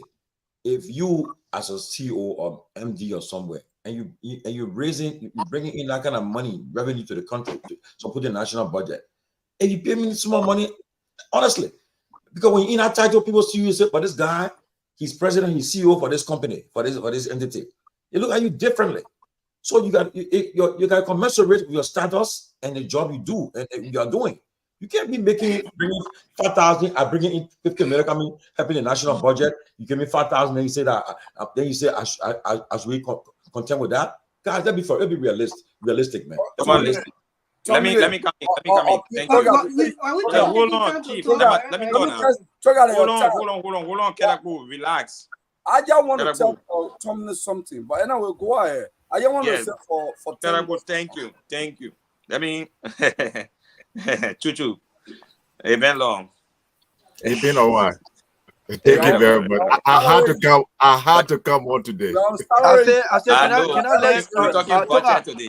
I was talking, I'll put in the back. Can you give me 10 seconds, please? Let me just let you continue. Yeah, please. Please. Who put you in the back? I don't know what happened, but I was in the power, put in the back. So as I was saying, look, I think Tomalin raised a good point. But here's what I'm saying, Tomalin. In an economy such as Liberia, you don't want to open a can of worms. This is the reason why I have decided right now, as a young professional in my career, I can do consultants. But I'm not willing to take $5,000 every month to relocate to Liberia, knowing fully well that I have families here, I have mortgage here, and I have things to do here, and knowing my lifestyle. So at the appropriate time, when I decide to give back to my country, where I'm not stealing, I'm not taking $2,000, but I'm taking back cut $4,000, $5,000, $6,000 Liberian people don't know about. When I decide to take that pay cut, I will be honest with myself and with my family to take that $3,000 and not having to steal or take money that does not belong to me. We have got to make that decision as professionals. Thank you. And Tomalin, let me come in from here. The first thing is people should understand people come to government to serve and not to enrich themselves. And that part is missing in our society. In fact, I was told the channel that all these officials are running. Some of their people who even in their legislature do not even take pay. You all, right in America there, saw Donald Trump as president, and he was not even taking pay. And of course, I think the president does not even need pay. He was president. Because you practically sit over the entire country. You run everything. What do you even need to pay Bwaka $22,000 every month for the president of Liberia? That money that is technically the toy to Bwaka. That's why Bwaka does not care whether he and the person at the port who runs the port make the same salary, because the person at the port practically makes more than Bwaka. Because I think Bwaka's salary can go in here account for the next 6 years. He's not even going to touch it. He doesn't care about that money. So technically, the president does not need that money. Now, look at the figure from the guy at the port. The man got salaries $7,861 monthly. Husting $2,500. First of all, why husting? Why are you coming to a public job and you don't have a house to stay and we got to pay you money for housing? Are you an expat in the country? Do we actually need to pay you for housing? No. Security, $750. The National Port Authority has security. Everything already that the port pays for. So why do they get them money for security extra? Gasoline, $2,612. Then they make a scratch car, $635 monthly for scratch car. My man, in the whole country, every month I spend at most $25. I do a package. That $25 gave me up to 35 gig. Then it also gives me an extended whole month of call for $25 US. Why you need to give somebody 635? I mean, I have an open call log for $25 a month with the GSM company. And open. And you say you give somebody 635 for scratch car. What a man doing with all that amount of scratch car? Then you got both fees. Then you get per quarter. Both fee $5,400 per quarter. $900 for any emergency boat sitting. They gave a man a vehicle that is worth at $60,000. and I think something like resettlement for 10,000. Immediately they announce you on the job. My man. And they say the guy came from the US and he's a millionaire. And you treat your own country that the poor people that you're supposed to can't help. And you pass around here, you eat all kind of flashy vehicle. They got rides in particular a convoy.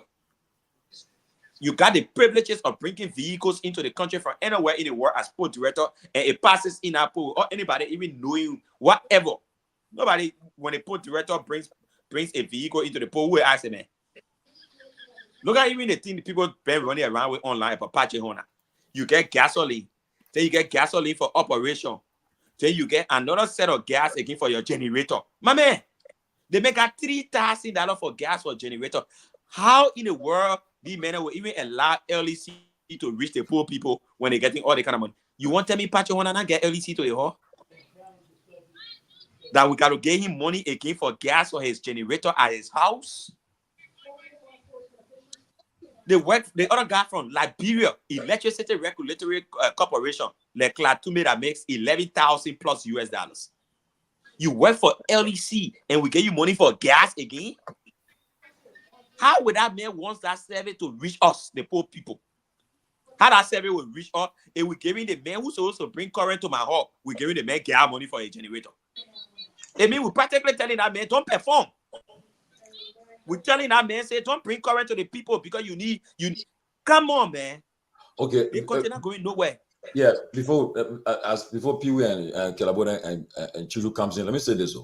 You see, the reason why all the issues being raised, or because of the propaganda that the UP did to the CDC.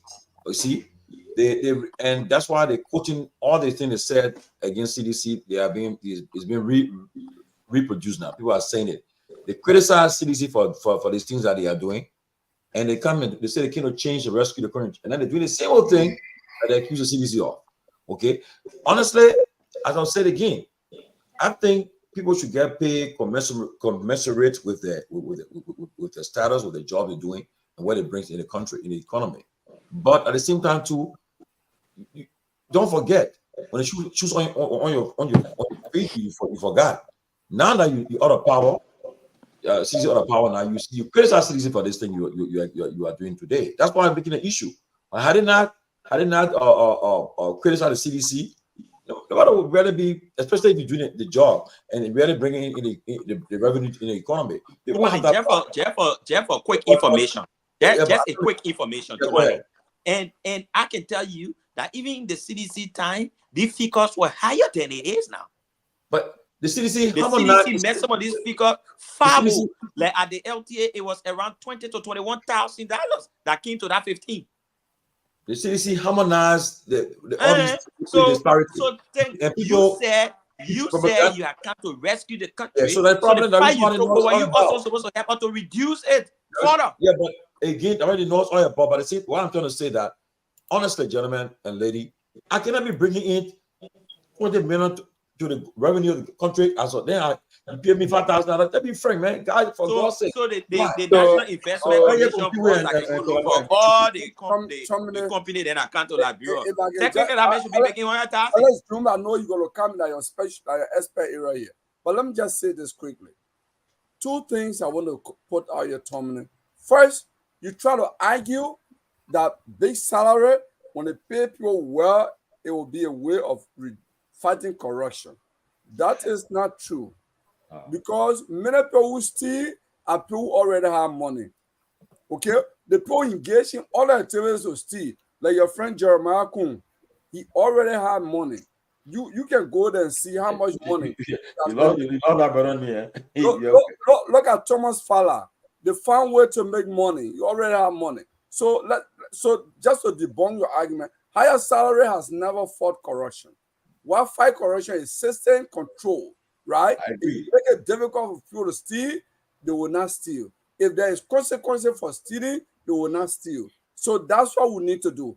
And the second thing I want to propose here is, I just want to re-emphasize the point Togar made here. CDC harmonized salary for civil servant and the cabinet side. They didn't, and they even did for the legislature as well. They did it for the SOEs, the state-owned enterprises. rescue mission needed to make it as their business to say, we too will rescue follow down by bringing it down. Their argument now is, we met it there. But you came to change it. So you can say we met it there. And the last one I'll close on is, Tomalin, these people, take for example the port manager. Take for example Amos Toy. If you read the port LPRC position out there and say, let qualified Liberians apply, and we'll go through interview and list the first qualified person, the first 3, on a competitive basis. Some of the people who are managers of state SOE today would not even be among the first 5 to be shortlisted, because there are Liberians in the US, around the world, that have extensive experience in private sector, who can come and manage this thing well. Okay, so these are political hatchet. These are political appointees. They were not appointed because of their qualification. That's why the whole thing about we bring in 40 million and must be paid well. Because no, you don't have the qualification. You are appointed because of your contribution political campaign. That's it. And how people do when the party, it's across all the political parties. I think this salary issue, too many basically before, and this is a process about the way the government Liberia been behaving. Time passed, if you will. When we came up from this very devastating civil crisis, at the time we were referred to almost as a failed state. There was no structure in place. When Manasari won the elections, there were a lot of the CSE program came in and other processes. And then the international community sponsored certain repatriated government officials back in the country to work in the public sector of our country. And some of those people's salary went up. They started aid. Some folks were taken around director and other strategic government institutions from 6,000, 9,000, 12,000 to the level of almost $15,000. The 15,000, for instance, one of those that benefited that I knew about, a director of my former boss, the former auditor general Nyenwolo, I was being paid at the time by the EU, 15,000 euro. Now, it went to other areas. UNDP sponsors particular sector of it. Madam Salif have to lobby with this process. And UNDP pays certain government officials, including the former finance minister, Anthony Saye, and the rest of the crew. Now, we went into this process, and then folks in the government then decided to say, hey, with this program unfolding, then we have to set a cap and put people into different pay grades. And we look at the institution, as you rightly stated, to money, those institutions as the revenue generating institutions, the SOEs, those government-owned enterprises and the rest, what have you, the FPRC, the Freeport, and other major SOEs that they other areas. They cap it. Matilda Parker, for instance, the salary went to around $12,000 to $14,000. Now, when we went through all of those processes, because the justification was they were major revenue generating institutions, we needed to incentivize them. And part of the incentive was to push those cap or and other benefits. So these were the lump sum of kind of a laundry of items meant to incentivize them. Then eventually we went through the system. It started bringing some very serious toll on the government revenue process. Then the IMF came into the system. The IMF said was spending too much of money. Let them before Madam Sadiq could leave. They say it was very unjustified for the country of such magnitude in terms of our poverty rate and all those things. You cannot pay a government official at this level. So the honeymoon period was fast evaporating. It didn't completely evaporate. We came to the stage of that line. Unfortunately, it was found out Udo Balu and Madam Sadiq left. President Weah came in. When President Weah came in, part of his major policy process was to ensure that we look into that area. The IMF did the recommendation. And the president first said he was going to reduce his salary, and the president insisted. There was a presidential circular issue via the instruction of the president by the director of cabinet. When the director of cabinet issued this directive that there's no government official in the Republic of Liberia should make more than $7,000. It didn't stop to ministries and agents, and it went to all SOEs, everything. The FPRC, no government official should make more than $7,000. Everyone should cap. That means the president said no one should make more than a cabinet minister. That was the process before President Weah left.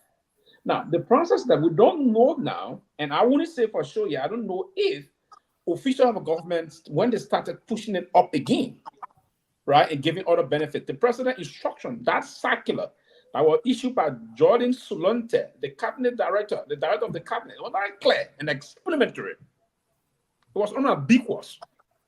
Now, for them to come now, because the IMF has said, they said we cannot pay people the amount of money in this country. The country is poor. So it was a process that we agreed to set the standard to do those things. Now, if you came to power on the mantra of change, and that mantra is to rescue, you should have even said that. That's why the justification Patrick gave yesterday was not if you got the border puppet to do things, you have to do it accordingly. The justification was very poor. If I were in the shoe of Patrick, let's shut up, right? And then let the thing to play out.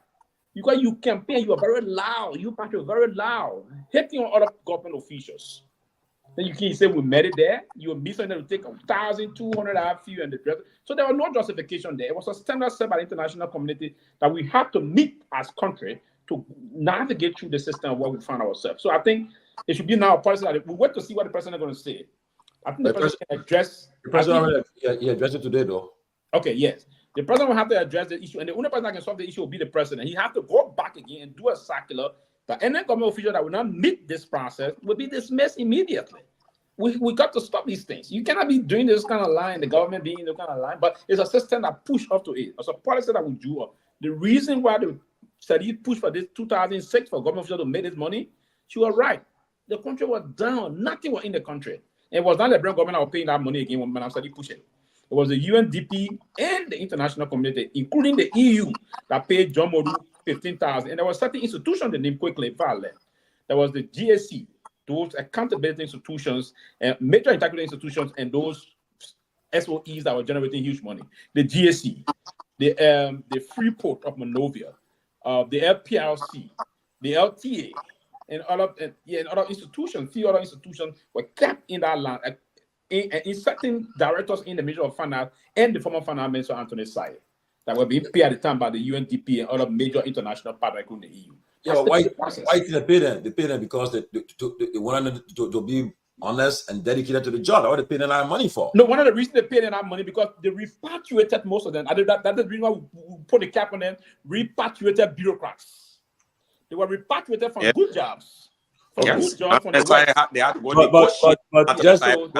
but you see now because of the debate that's happening, Chuchu coming in next year. The debate that's happening. President Bouaka today from Beijing, China, he has accepted the report from the Bureau of State-Owned Enterprises, and has emphasized the need for compensation to be in line with the economic realities of the country, signaling a significant step toward ensuring probity, the judicial use of public resources, transparency, and accountability. So today he received a report from the Bureau of State Enterprise, and now he said that they are going to. Adam Mazaga did a very good job, and they're going to now look at the people pay and benefits. I'm sure when he returns. So the cabinet will be looking at it. But I just want to say, as Trudy comes in, you just said it, Pewee. They pay Molu all that money because Molu are inheriting a very important entity in the country. So you can't if you are paying them 5,000, 7,000. Then you're going to hamstring them. It did not come from government. It came from EU. He said it. No, some of the money came from government. That the free money came from the government. Pay. You pay let's matter right here, sir. Matela Pago was paid by the government. Let me know where ready on here. Yeah. You're right. Then the maritime boss was also paid by the government. The maritime was also part of it. The maritime boss was also paid by the government. Chuchu Jones coming, but guys, that's coming. Go ahead, Chuchu. All right, guys. Yeah, man. First of all, I was in the place. Okay, let me say this here. I think some of us been ringing this bell how corrupt this government, the previous government have been, and this is the corruption that really has been happening in Liberia. First of all, I think somebody mentioning where pay should be commensurate with income or revenue for public services. That's not correct. Tomalin. Nowhere in the world or no serious country would say because the Secretary of State went out and generated $1 billion, so the pay of the Secretary of State should go up. Only in the private sector that pay are commensurate with revenue. So nobody should even make that argument. Because then the president can say, okay, I generated, Ellie Johnson said he can come back and say, well, I grew the budget, so I need to get extra pay. Okay. The second thing here, at the APRC, these people have not even published a financial statement since 2011. They have not published any financial statement, and I own a website.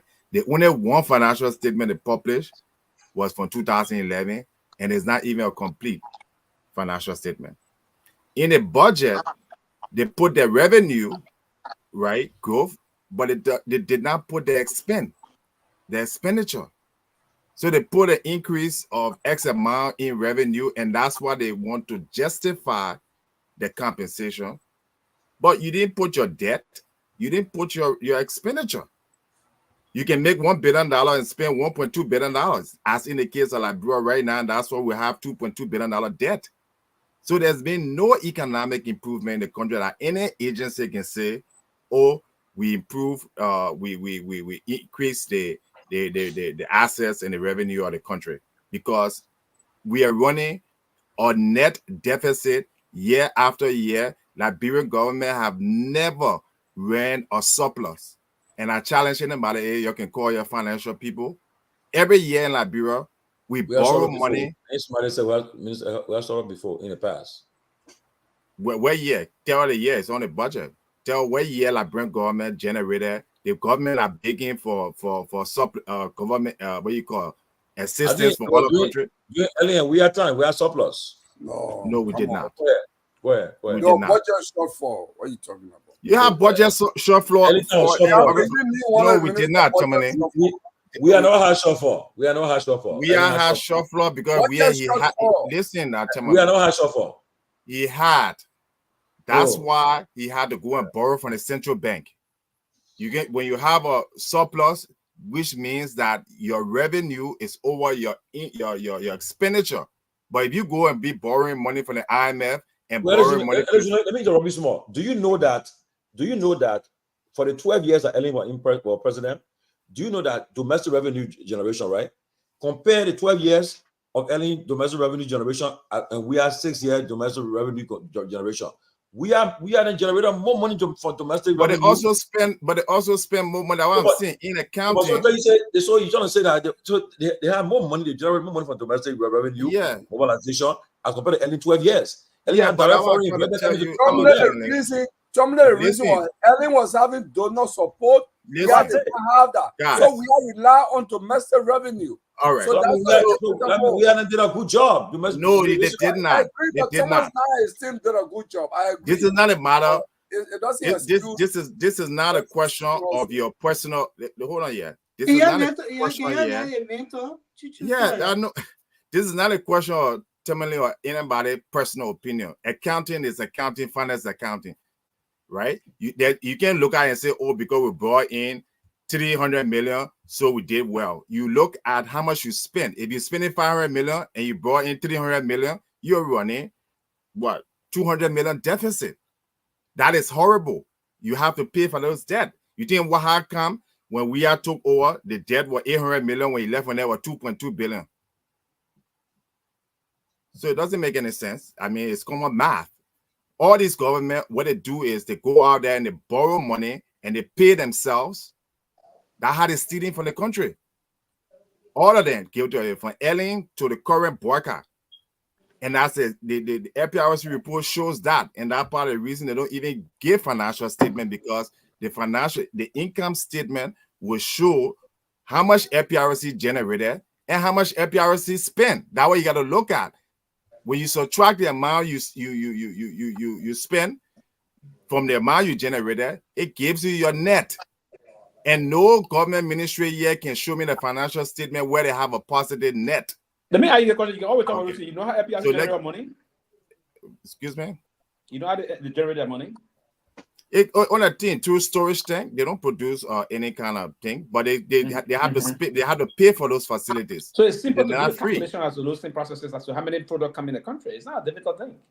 It is a difficult thing because you have expenditure. You pay for, okay, the APRC, hang on here. The asset that they're using, the tank, right? It doesn't belong to them. It's Liberian government that went out and borrowed money, previous government, that have those facilities. So you can't say because the facilities is generating a certain amount of money, Who so FPRC? all that money now belongs Who to FPRC? the government. So until So it's for the FPRC can government. pay, hold on, listen now. Until FPRC can pay for the facility, they can pay for all the infrastructure, they don't have a profit. It's like you buy a house. Who No, owns you the, missing who owns something the here. infrastructure? You say, hold on now. And you missing Let me something. break it down for you, on that Sylvester, because there's something you don't understand. No, You buy a house. Hold on, yeah. You buy a house. They tell you you say the missing house it are up, $500,000, right? you the finance man missing thing other Yeah, way. but hang on here. Yeah, us like them go correct you. Hang on So here. You buy a house. You They have tell to you have one person at a time. So You messing up. Go ahead. because Go ahead. you want Go ahead. support that Go ahead. corrupt activity. You buy a house. They tell you say the house are $500,000. The bank go and get you a $500,000 loan. All right, and then you took the house, and let's say or business, you took it and you generate $50,000 from renting a room out. Will you say that you have paid the loan on the house, that you're making a profit? If the whole government is in debt $2.3 billion, then where the profit at? When last year you owe $100 million from the budget, the year before you owe another $100 million. Every year in Liberia, they're owing money for debt. They have to borrow just to pay salary. I'm trying to borrow over 200 more million from IMF. Exactly. So where is supply coming from that you're talking about that anybody should justify? I know that China over 60 to 70% going. And let me just end on the last point. Can we take it one person? Yeah, let me ask you a question. I'll just end on this last point. No, let me ask you a question. Let me ask you a question. Yeah, before you ask that question, let me end on the last point. When you see Liberian government and presidents going out to sign all these concession agreements, you know what they are doing? They are taking the future generation, what belongs to the future, right? And they're giving it to these concession companies, all your metal, steel, and whatever, right? They're taking that money to put it in the budget to pay them. They're selling the country. They have sold the country because of their own greed so that they can justify the pay. In like the government is generating enough money. That's why they're giving away all these. You see that all the time running, one half concession. And that is wrong. What the future generation will have? You're not building any infrastructure in the country. You don't have any industry in the country. So all our money, I want to pay Borga. How much a sitting government can borrow? We need to start limit. No, I'll stop there. I think somebody can I ask you a question? Can I ask you a question? And maybe you can help me understand. The U.S., arguably is the richest country in the world. Okay, and you can't deny that, right? But even the richest country in the world is also in debt trillions of dollars, right? And so I want you to help us understand. Are you saying that a country that is in debt cannot argue that they have a surplus or there's a profit because they're in debt? Is that what you're saying? No. Okay, so there's a difference between a country being in debt and a country running a deficit. So the deficit is based on the annual revenue and income. How much? So America can owe 10 trillion, 20 trillion. But if you look at next year's budget, if the US government is going to generate, let's say $5 trillion, and they're going to spend $6 trillion, that means they're going to add another $1 trillion to the debt, which is bad. So they're not looking at the previous debt that you already owe on the books. In the case of Liberia, we have an outstanding debt of already $2.2 billion, right? That each year we add in. Then this year in the budget, we're going to add another one to it. So it's bad. There are countries that run surplus. But I think you heard when Bill Clinton became president, he left $1.5 trillion in surplus. That was good management. Today, America, the way they govern, they are living deficit, which is bad, which is what causing today some of the inflation in America, which is what causing some of the problems in America. But most of the debt were accumulated because of the war that America has been engaged in. The war in Iraq, the war in Afghanistan, and other places. And we are paying that. And that's what the debate is between the Republican and the Democrat. But with people, they vote on, oh, my pa used to be Democrat. The Republicans are saying we got to have fiscal discipline because our children are going to pay for this debt. Okay, what the Democrat is saying, no, just take all the money and go give it to Ukraine and help the people. Why do I want? And that's the reason. Exactly. That's the reason why that makes America different from Liberia. These people use the money to help other countries which they are putting their children's future at stake. But then that's the reason that they split between the Democrat and the Republican. I'm a Republican. I believe in the future generation to help. Oh, you're Republican, Greg? I argue. So I believe in helping the Are you voting for Trump? I don't think that other countries. Yes. Are you voting for Trump? Yes, she told me, Robert. Can you give me a chance? And the government take all the money that is supposed to keep for the children, their future, and then and give it to the other countries. Unlike Liberia, they're not helping anybody. They're stealing the money. That's why they always have deficit. So you can't compare the debt. You can compare the debt. So, Grace, are you voting for Trump? Grace, also to add to that, Grace. Also to add to that. 2 days to the election, it says I will make my decision. Right. But let me add to that, right? The difference between Liberia and America, the debt, most of the debt that America is accumulating, Americans own those debt. Okay? China own I think 5% of the US debt. No, more than 5%. More than 5%. More than 5%. We can debate it. You can debate the actual amount. We can debate the actual amount because it's going to change. But the most of the debt in America is owned by Americans, American companies, American infrastructure. The Liberia debt, we owe China, we owe America, we owe IMF.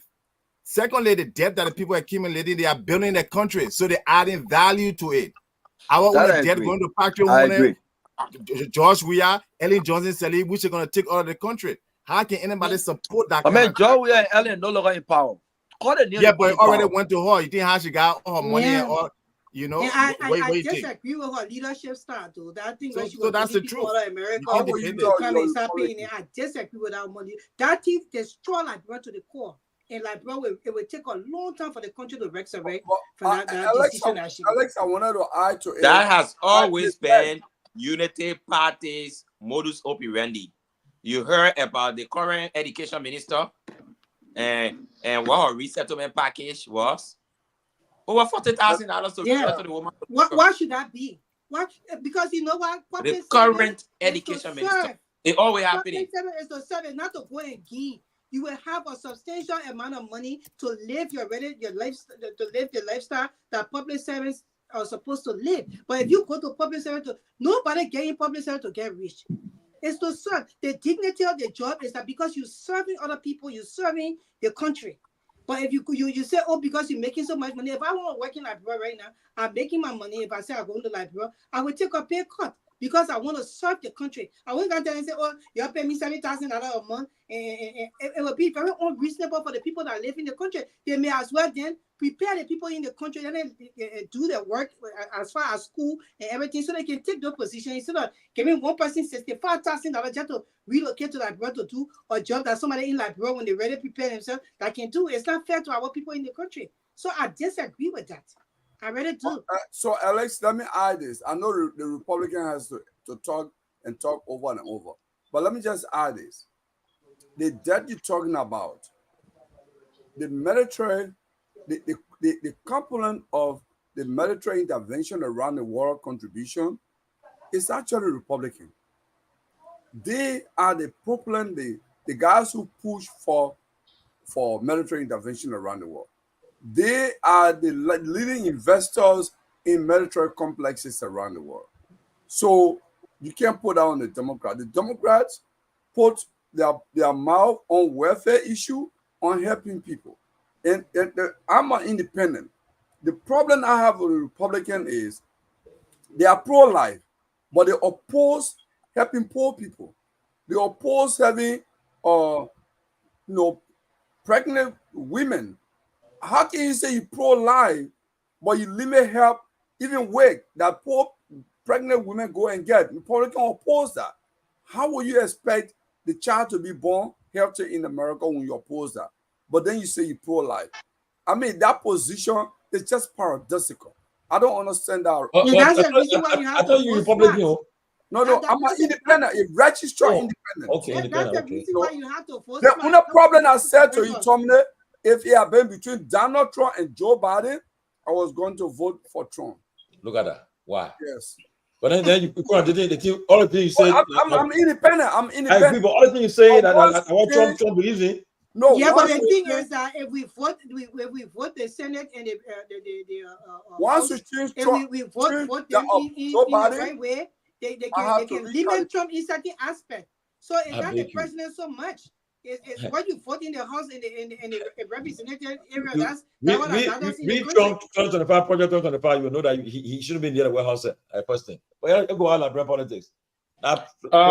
So Tomalin, why Tomalin? Why your so smart finance minister have not been able to get FPRC and the other agencies to produce a financial statement every year as required by law? But I think I don't know where in the planet what you know the good thing about them new finance minister Garguah, right? Garguah, he's somebody who will avail himself to any platform. He's not somebody who will pick and choose platform to go to. He will come to every platform, and I would love for him to interact with him. Maybe when you leave from here, you respect him. You think he's so? No, please. My question here: FPRC, Garguah was finance minister. Job he get into, what finance minister before. So he was finance minister 2011, 2012, I think 2013. Why they did not have a financial statement? Let me tell you this, and sometimes you that's how no, but the people you care about it's wrong to care go backward. Okay, currently, all right. It's good. It's good. Why there's not a financial statement for FPRC for the last 2 quarters? Hold on 1 minute, please. It's good this way when you do those things. It's good. We feed him with the necessary information so he only go the way always doing this. Okay, show me feeding with the financial statement for FPRC. There are always been financial statement coming out of FPRC. When? And again, I don't know what would really feel this curiosity, right? Or this anxiety about the information deficit you have. And no one should have. Well, you're not on a website where you put your financial statement. So the process about, and one of the reasons why, they've always got it.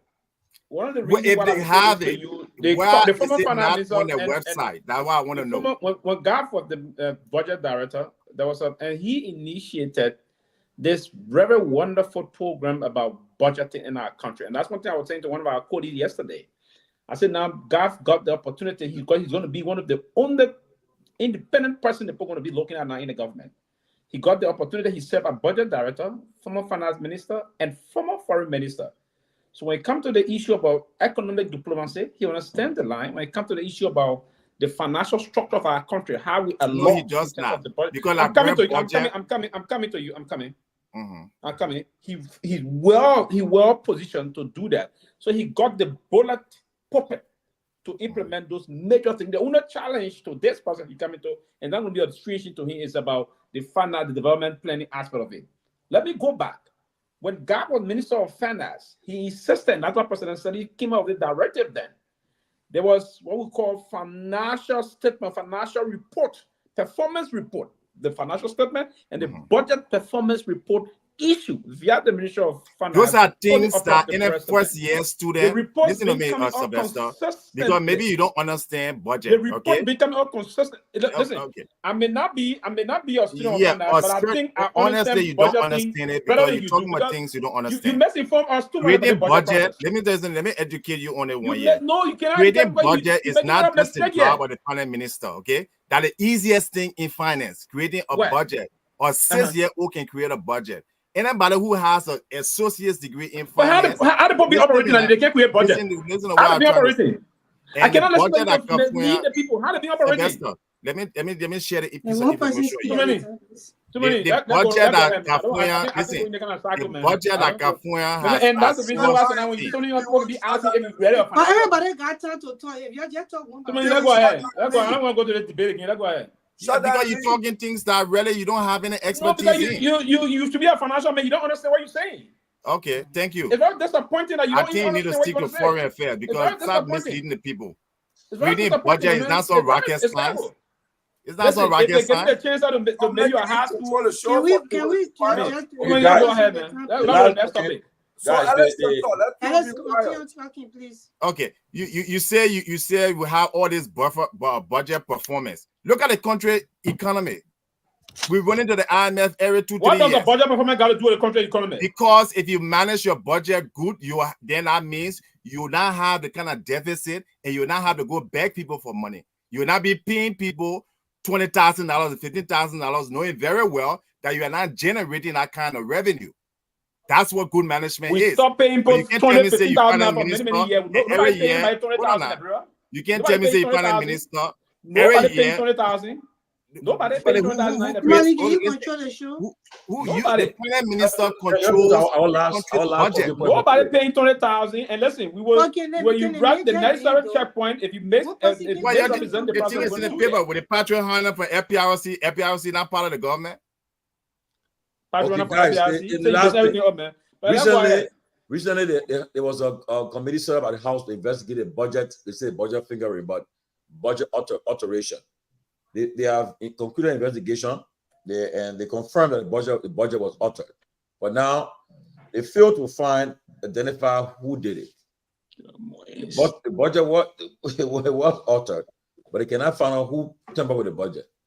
So what is your? That shows the incompetence then, because if you did a budget and the budget is on a spreadsheet in a PDF, nobody will be able to alter it. That's what PDFs are for. When you do a budget and once it's approved, you put it in a PDF format, you can't change it. But the idiots then went there and put it in Word documents so anybody can change the number. How you say one way? It was never approved. I disagree with you. It was approved in the House. It was approved when it went between the House. Approved. Listen, when it went to the president, process. When it went to the president for his signature, that was when it got altered. No, I don't know, but what I'm hearing now, is that we all got to do due diligence. They're putting the blame on a clerk in at the House. So that's what I'm hearing though. We got to find out about tomorrow. It makes no sense. How will a clerk dare tamper with the national budget? So that means, for me, I will say this: somebody in legislature tamper with our budget. And I agree with Musa Bealded that says the problem with Liberia now is the House, is the legislature. That's the problem we got. They are the problem. Somebody in the legislature tamper with our budget. Now, no House clerk. Because what they have been doing in the past, let me just tell you, Grace, you listen to this though. What have been doing in the past? When they come up with the budget, they put all kind of stuff on the budget that in America we call it pokes. They do some stuff there in the budget, but they put stuff in the budget, okay, on a different line item. By the time the budget passes, now that money we put there for the 20 year, that money now maybe they Kyushu there and Sylvester, and they know exactly what that money will put there for. So they go after that after this the funding and take it from the budget. Because everybody's eyes are open, so they try their best to do some unscrupulous things by tampering with the budget. So they put $20 million there that they put in that folk asking what the money for.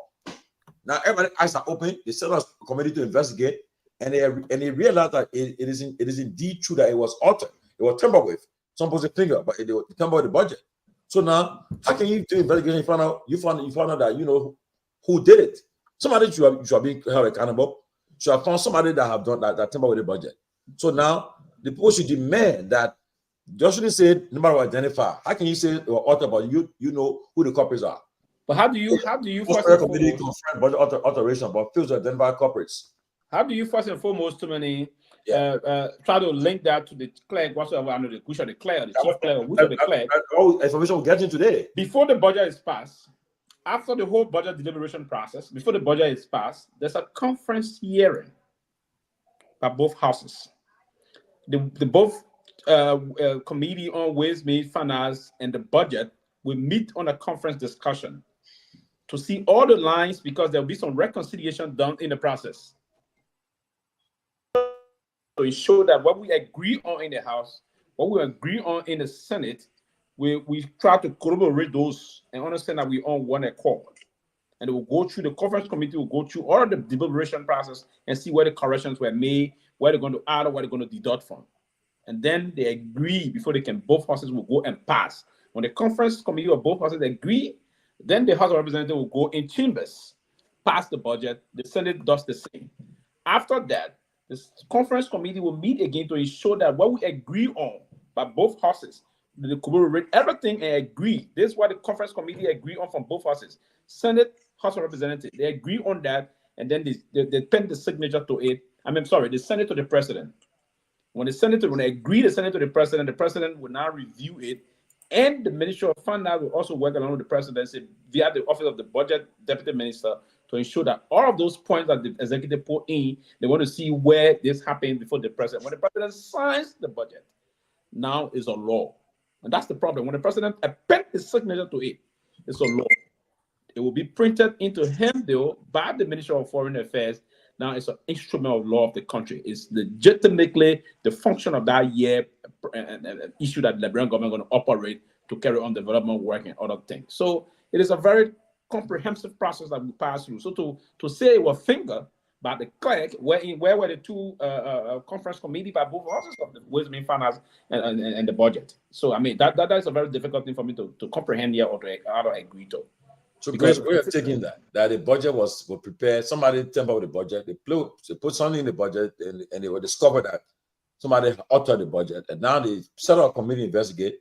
Committee say, yeah, it is to establish that the budget was tampered with, but they are not identified the culprits. So what are we heading? What do you think about that? They can't. Well, Tomalin, I will give my other 1 minute to Eric so he can finish his stuff because we interrupted him too much when he was speaking, but there is no way in any serious office.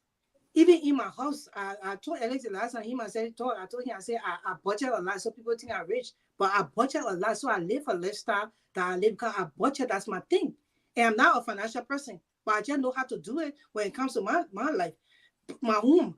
But how they would tell us now that in that House of Representatives, that they do not know how the budget was altered.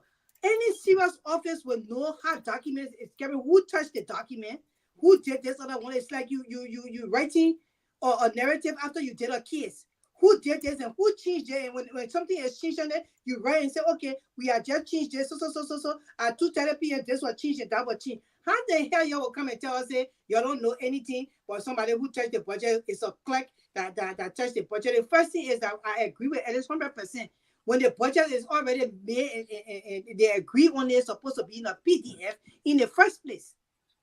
That's supposed to be open document for anybody to access it that easily, except people who supposed like the person in hierarchy that's supposed to touch that document and maybe they can open it or send a Word document to them to look at the budget, while the actual budget is in a PDF, so that if they touch anything in the Word document, they can fix it up and create another PDF for the budget to be sent. I don't get it. These people, they are rogues. They are all thieves. They send their people on different platforms to talk for them, to how they call it, I don't even know the word to use, but they send their people on platform, yes, to make sure that they talk for them. They've been doing it for many years and it worked in the Liberian society, because our people sometimes they just listen to rubbish and they take it in when people start speaking terminology, but we have to speak real English to our people to understand. These people, they are rogues and they are stealing from you and your children every day. Until you realize it and go to the ballot box, you will not see the goodness of life in this life that we live in. Neither your great-grandchildren need to come. The people, they go to the House of Representatives, they kill each other to be voted in. You see them when it's time for election, they will do anything to get there and be a representative. Once they get in that position, they are ready to take money for themselves. I'm not limiting this thing to men, women in our legislation. They are doing the same thing. Yeah. So we need to open our eyes. How in the world you ever see any civil office, even in the little organization that we are in part of in this country, you see any a budget made and they just say somebody alter the budget and nobody know how it happened, and now they're coming to take a clerk to give her life or his life for that and say, oh yeah, I made a mistake, etc. So all that thing can be covered up and then they move on to another thing. Liberia is in a total chaos. Liberia is in a chaos. That all I can say. Alex, my other 1 minute belong to you. Thank you very much. So I think, Grace, you said it right in terms of budgeting. That's not rocket science. If you take finance 101, you should be able to create the Liberian government budget. So if that's the only thing that your finance minister can do, I'm sorry. That's not a real finance minister do not even be concerned with the budget. You don't hear the U.S. Treasury Secretary talking about budget. You don't hear they're talking about investments. They're talking about and then we growth. will not let you They're learn talking on the platform. The U.S. Secretary, they got a budget of the U.S. You don't come in there to blatantly misinform. After he No, I come in. We have there's a separate office. Because you want to support the Garguah, and I But can the tell man you. needs to speak though. I'm speaking. The man, the writing corner will say it. I got freedom to do it. I gotta say it. The man loud. I'm not interrupting, Grace. You stay out of it. I'm not interrupting. After I'm not interrupting. Grace, you're not the host on the show, please. You're not the host on the show either. Yeah, okay, I know that. So you get. Yeah, I'm not interrupting. The man saying. You don't want to get my wrath, please. Why? You have no wrath. There's nothing. Sylvester is wasting your time. Let him speak. But he shouldn't lie. Sylvester, you respond. Go ahead. Go ahead. Listen. You said I walk my agent? Sylvester, yeah, the money you pay me, I like you. He knows that I will say what I want to say. And you my assistant pay agent. I can pay you. He can come on this platform. I know he causing I don't know where his relations. I don't care if you can pay me. But you need that's what I'm saying. Not paying him that probably that a travel. You my assistant agent. You when they pay me, I can pay you too. Pewee. Come on now, Pewee. Your time will come. Yeah. I'm waiting for him to finish. Pewee, stand up. Great. Pewee. No, I'm not. Is it too many? Wait. Pewee. I'm coming. Wait. Pewee, please. Let him finish now. Okay. Yeah. Thank you, Pewee. Okay. So Sylvester, I don't know what your relationship to Garguah, and I don't know if your purpose here is to interrupt me so I don't speak the truth to the Liberian people. But you know me, we've been all the way on Crossfire, we've been on Truth FM thing, and I will not back down. Okay? The fact here remains, Liberia today is a very dysfunctional country. It's a very poorly managed country, and it's a very corrupt country. And if those three things are true, then the very people who ran the economy, your Garguah, they are responsible for that kind of corruption and dysfunction. You can't have a country where 1 year you say you waive the debt, and then within a matter of 2 to 3 years, you accumulated $800 billion. You have nothing to show. $16 billion came into the country, according to Eddie Johnson Sirleaf, in terms of investments. Liberia don't have anything to show for it. Then you tell me, this is the finance minister that is doing a great job. The last time we were on the show here, he was talking about, Garguah worked at IMF, African Development Bank. He's talking about the job that Garguah had at the African Development Bank compared to the executive is a very low-level position, country director. He's not even an executive director, he's executive vice president. To come from a finance minister to go and become a country manager is like somebody leaving America as a secretary of state and going to become an ambassador. The head of the African Development Bank, he was a former agriculture minister. Okay, the current head of the Agricultural Development Bank. So you come here with these lies and to promote people who have been nothing but failure in Liberia. The senior you started with the same Burma Kamara. Look at they have now to recast the whole budget. They're in 8 months' time, they can't even fit in do the least thing in the Ministry of Finance, which is to put a good budget forward that would be balanced, that you project what your revenue would be, and you base your budget on that. But they can't even do that. They've never been able to do that. The second thing here is all the budgeting they're talking about, you cannot even go in the budget and see how much key members of government make. They keep that information from the public. If I ask you today how much your minister or state make, you don't know it. You gotta be in some palaver or bush before you find out information. For a public service, every person who works in the government, their pay should be in the budget. The line in a line item. It should say Minister of Finance, you making 7,000. Deputy Minister making. It's nowhere to be found. then you want to come and support All right, that Pewee, kind you of letting that? sloppy. Yeah, but let me finish my point. Then I'll soon be finished. I don't interrupt you guys. I gave you respect. Okay. So if you can't even identify how much people make in the budget, the newspaper got to go and get secret information to know how much you're paying a managing director and how much they're getting. It's nothing but corruption and nothing but embezzlement these people have done. And nobody can tell me that Joe Walker don't know about it or he doesn't approve it. If he doesn't know about it or doesn't approve it, then he's not fit to be president. Because any president should know how much everybody's making during the budget process. And that will be the place where they will object. Any representative or your man there, Amara Kone, that former finance minister, you won't tell me he didn't know in the budget that you pay FPRC managing director this exorbitant amount of money in a country where teachers making $150, where nurses making less than $1,000, and you say that you paying doctors in the country making less than $5,000, and you telling me you paying some guy who basically I doubt that he even got a real finance degree, or who would even be considered to working in a kind of serious financial position, to you pay him over $15,000 a month when doctors and teachers getting paid less than $5,000 and less than $350? It's absurd. But any of you guys will come here and support these things, and that's why our country will suffer, because you're see wrong, and because you know these people, you won't back it. And my position has been very clear. The past administration from Ellen Johnson Sirleaf to George Weah to Joseph Walker, they have mismanaged the country and they are stolen from the country, they and the people, and it's criminal. Thank you very much. Okay, before you guys come in, let me say this. I will not sit down and let you guys discourage Garguah. Garguah is a very smart man. I'll tell you, it's not a matter of friendship, nothing of that nature.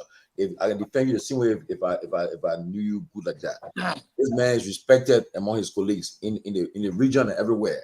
Because Garguah, the days that he's a 4-point student. He's not somebody who ordinary person. Okay, he's somebody who is highly respected. Then why he didn't do a good job with Liberian economy? He left for you. He left for me. He left for you too. You're Liberian. Yeah, but if he mismanaged, if the man mismanaged the country, Pewee, before when just be frank, who was doing direct deposit like bro? Who was to do all this stuff they do right now? He left a huge deficit, and the country got a lot of money where nobody know where it went. They were seeing the economic management team that went and they did a poor job. Get up point. I'm not attacking him. I'm attacking his performance. You just said that performance. You keep going back to school. You don't evaluate somebody by the grade they made in school. You evaluate it on the job. Well, he did a horrible job in Liberia. Robert coming and Pewee coming. So I want that Pewee please respond, sir. Then I will come in. Okay, thank you. I'm going to. I'm a student of diplomacy, so sometimes I understand these things. So I will remain cool and just go through the process quickly. And it's a form of kind of educating those that don't understand the process of our governance system. Call me names. We got thick skin, and we navigate through some of those things in many times. We're not going to be. These are scared. I mean, how do you call it? Diversionary tactics that we're not going to look at. But let me tell you quickly, Alex. You just said the former finance minister Amara don't even know how much FPRC number one. Amara don't control it. The finance minister does not control the budget of FPRC. So you don't know those things as a student of finance. It's repugnant that you sit here, you don't know nothing about our financial system, you want to talk about it. The finance minister of our country does not control the budget of FPRC, FREPO, and all of the SOEs. It's not within the budget system of our country. They are autonomous. They are autonomous institutions. Now, one of the best things that ever happened to our country is to have, because he's a very smart, and I don't know if you know the structure, the organigram of the African Development Bank. These are different multilateral institutions that got different rankings in terms of the portfolios ranking. The country director of every country director is part of the executive committee of the African Development Bank. If you don't know this, learn it today. So it'll be part of your learning process moving on. Learn that today. So you come on the show where you are blatantly ignorant of happenings of certain institutions, then you want to come impute what you understand. And it's wrong. It's wrong. We don't do this.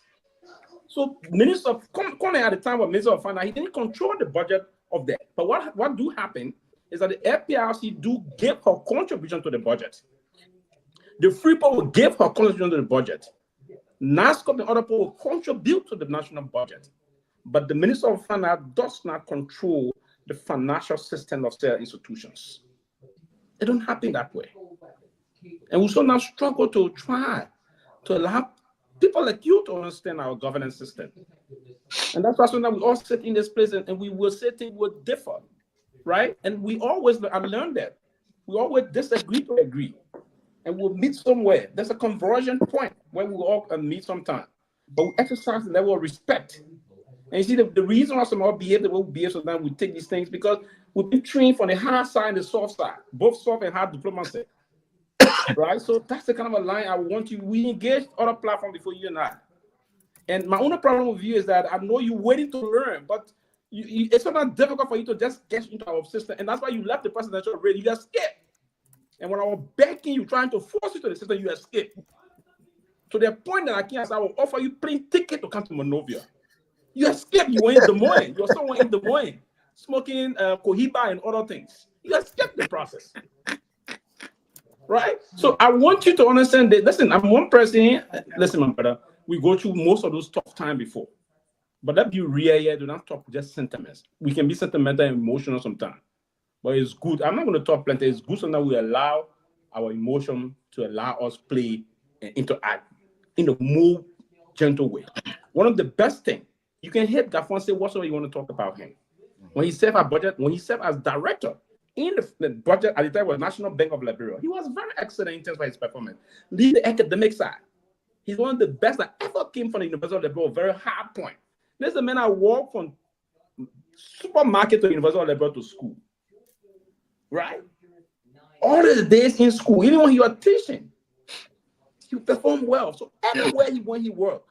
He performed well. And that's one of the things I say. He's one of the best person to come back to the Ministry of Finance. For his days at the Ministry of Finance, he was extraordinary. He's a smart man. He's competent. He's not only qualified, he's qualified and competent. So wait and see what's going to happen. But some of the things you come in allege about the finance ministry responsibility, and you said something just now about the American. Quickly, before I learned about the Secretary of the Treasury. The Secretary of the Treasury will not talk about budget issue because it's a separate office. I thought you knew that. I thought you knew that. As a finance man and American citizen, I thought you knew your own government structure. Yes. You see, if you're going to debate with me, right, I will make you not even want to walk as a finance man. On a serious note, I thought you knew that there's a separate budget office. I thought you knew there's a separate budget office in this country. Then you say the finance minister of America will not talk about. No, not talk about it because it's two separate offices. But in our country, the budget bureau is within the Ministry of Finance. The deputy minister of finance report to the finance minister, so the finance minister will talk about budget issue because he's the head of that institution. Man, Raul, go ahead, please. I mean, no, I will let. To be fair, I will let Alice. Alice, go ahead. Alice, go ahead. Okay. Yeah. So again, let me tell you something. All right, I don't just speak with all facts, or I just speak with sentiment. What did I say concerning the FPRC? It's the president who hires the FPRC managing director, and the FPRC managing director reports to the president, directly to the president. All the members of the board of the FPRC board are appointed by the president. So therefore, the president, wherever is going on in terms of pay structure or in terms of how it's ran, it has to do with the president and his economic management team, which includes the finance minister. Correction, the board. Listen, what I'm saying, okay, yeah, both FPRC, the board, all the autonomous agency, the president of Liberia appoints them and the board of directors, which is foolish, but that's how you're doing in Liberia. And the president, the reason he appoints people to those agencies is to perform. And he cannot appoint them with all consultation with the Minister of Finance or not know what they are doing if they're paying themselves $1 million or $2 million. The point I brought raised here too is the Senate and the House have oversights over these different agencies. Okay, there's committees in the House and Senate that is supposed to review their annual reports and supposed to review their different activities. So anybody who in the Senate or the House of Representatives that doesn't know that FPRC or the Port Authority, they have not issued financial statement, then it shouldn't be representative or senator. That is your job. Now Alice Jones supposed to be coming here and telling you, say, oh, your port managing director that you're paying all this money don't even know how to prepare a financial statement according to the law, or your FPRC managing director doesn't even have not issue a financial statement for the last 14 years. I don't work with the government. I'm not part of the auditor. I'm not a senator or representative. These people should know these things. So let's go back lastly to your California stuff. Nowhere in the world do people evaluate anybody when you leave from school and go back and say this person here is a smart person before they went to school. All right. So that's the only case you can make about Augusta in California. No professional will say, oh, the mayor was good in school, and that's what you want to base it on. You base people evaluation on the performance. You don't base it on, oh, the person will go in school, the person walk to school. It's ridiculous. We all here went to school. I left college almost 20 years ago. You want me to go and bring my grades and say, oh, I can perform because I was in college and I did well? So the point I'm raising here on these people, if Liberia is the sad country that it is today, and these were the people that you holding, then who's responsible? If this man was such a good finance minister, shouldn't Liberia today be one of the most developed in the Monorail Union? Shouldn't Liberians today have jobs? Shouldn't Liberia today have industries? Because that's what a good finance minister would do. But you left the country with more debt. You left the country in dysfunction, ghost payroll, no industry. All the money that came into the country. He's not a president. The president. Yes, but the job, if you go and read what the job description of the Minister of Finance, it tells you are managing. But Ryan, the man was just clarifying. I'm trying to give him time, but can you land? The man was just Sako. Nothing. Yeah, but maybe we need to go back. Maybe we need to go to school. The job of the finance minister is to manage and grow the country's economy. That's the single most important job. So if the country economy is not growing in terms of jobs, in terms of economic growth through the GDP, the finance minister is a failure. That's everywhere in the world. Did you see the country economy when he was minister of finance for the first time? We see it. So understand. I'll go ahead, please. Thank you. Listen, I'm enjoying the conversation because I'm not a finance guy. I'm not a money guy. Okay, and so. I think it's fair to allow. That's why you're wasting money on that on Saturday. I tell you, congratulations, by the way. Congratulations. Thank you, Juju. Yeah, I'm not a finance guy. So I'm enjoying the conversation with Sylvester, who understands the diplomacy, the governance structure, and he understands that terrain.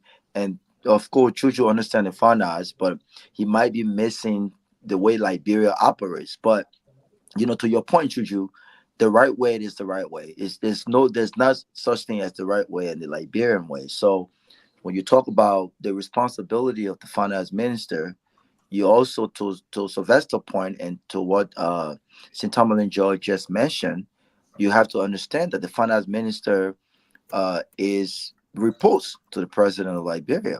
So the finance minister could possibly have all of these great plans to develop the country and manage the resources of our country, but the president will have a different idea, which leads me to this point, right? And if I was the finance minister, right, who wanted to see my country develop and who understood my core responsibility, but also understood that the power invested in the president, the buck starts and ends with him. If I felt like he was going in a different direction, then in the interest of my country, I will resign. I don't think a lot of the finance ministers have done that. But look, it's a fascinating conversation, and I just hope that the return of Kafwan, I hope that it means something. And once and for all this time, I hope that we can see the manifestation of the smart that Pewee talked about, and his qualities and his competency. I hope that can be seen, a reflection of the growth of our economy, especially our private sector, and the creation of jobs in our country. That's my hope. But again, none of this will happen. None of this will happen if the president of Liberia does not want it to happen. None of this will happen if the president of Liberia has a different vision with regards to economic growth, right? None of this will happen. You got to understand, people will have a very powerful president in Liberia, if not the most powerful president in the world. There's lots of power invested in the presidency. And if the president of Liberia, with the vision that we desire, really wanted to move our country forward, that one president has the power to really move a lot of needle, because he has tremendous power. You know, the president also has the power to influence corruption, because people look up to him. What he or she allows is what that's what will happen. What kind of action he or she takes with regards to fighting corruption, you will see people fall in line. So the president of Liberia is very powerful. And so, regardless of the vision of the finance minister, or the responsibility of the finance minister, the president drives, leads the ship, and whatever direction he or she asks the finance minister to go, they have to. They have no choice other than say, you know what, this does not reflect my morals, values. This does not reflect my level of patriotism, and in the interest of country, I will leave. But how many of them have done so? How many of them have done so? And so that's what we find ourselves. But I think it's a good conversation. I love listening to you and Sylvester, because you guys understand the issue. I'm not going to get involved in the finance part because I don't understand that. I'm not going to embarrass myself. Thank you. But you know, guys, we got exactly 10 more minutes, so let me use of it. You know, honestly, let's see what happens in the as Juan go for his confirmation hearing as he take over the new position. I like to give people a chance. You know, give him a chance. Let's see what he would do for the second turn at staying as finance minister. You going for a confirmation hearing? Yeah, he will go for confirmation hearing. Yeah. Yeah, Well, what yeah. The process. One president nominated. What are you? So, I mean, so he was former finance minister, former director of the budget, former minister of foreign affairs. So he come down to the position with a lot of experience, and we'll look to see what will happen. But guys, you know, in recent times, people are complaining about a lot of things happening, about the various audits that have been taking place and so forth, and what have you. Tomalin, before we move to the audit, can I ask one question? Yeah, go ahead. I think a lot of concerns, and one of the questions that I have is for instance, I have no doubt that if CDC were to take power, I have no doubt that Tamatua will be the finance minister. You have Wama Kamara, smart man, who served the last few years of Ellen Johnson Sirleaf. He came back, became the finance minister. When he left, now you have Akafuan, who also served. I think the question a lot of us are asking is, in this day and age, given what those guys have done, you mean to tell me that the president of Liberia don't have any other qualified, competent, like, my brother, be it in Liberia or in the diaspora, that could bring some different ideas to the Ministry of Finance with regards to properly managing our resources and development? Why does it have to be people who have previously served in that position? And the thing about it, we have a lot of fine Liberians in Liberia and in the diaspora who understand finance, who have massive experience, but have not been given the opportunity to serve. So why are we stuck with these guys? Why do you think we're stuck with these guys? Is it because of political reasons, or is it because of tribal reasons? Why do you think we're stuck with these guys? I will tell you this though. You know, the reality is that for Liberia, it's always the level of the president. I will tell you this: our country will not transform or change unless we elect a president who would be the vision bearer, who really want to change the country. But most people don't understand that. Now, the presidency is so powerful to the extent that once you president, you cause the shot. And today, I was talking to somebody who is in a tenure position. The person still, we are appointed that person. He's staying in a position today. So I was telling her, I was telling her, I said, look, right now, what I'm hearing, just if I were you now, I would just be to negotiate my benefits and salary, the remainder of my time, my tenure to just leave. Because there's no way you will survive in this government administration. First of all, you're not a member of the ruling party. You did not support them. So if you think that it will keep you there for the time to end your tenure, it will be hard. Because when people having these elections, Robert, they have the coalition, everybody come together. And at the end of the day, the government is being formed as the process is going on. I was in Liberia during the election, and when it came to the runoff, I saw what happened. Some things that the coastal said, make it all, but you'll be surprised at the people that were negotiating when they were doing the negotiation for endorsement. Some of them were saying, give me this amount of money with a position, I will endorse you. It was on both sides. Okay. So it was all about that discussion. So when elections are held, like you ask about people who are nobody that will fill the jobs. Because I would not, for example, do you think Boga would say, okay, you're giving me asking the people to give me names of possible foreign ministers from across the globe, like Liberians.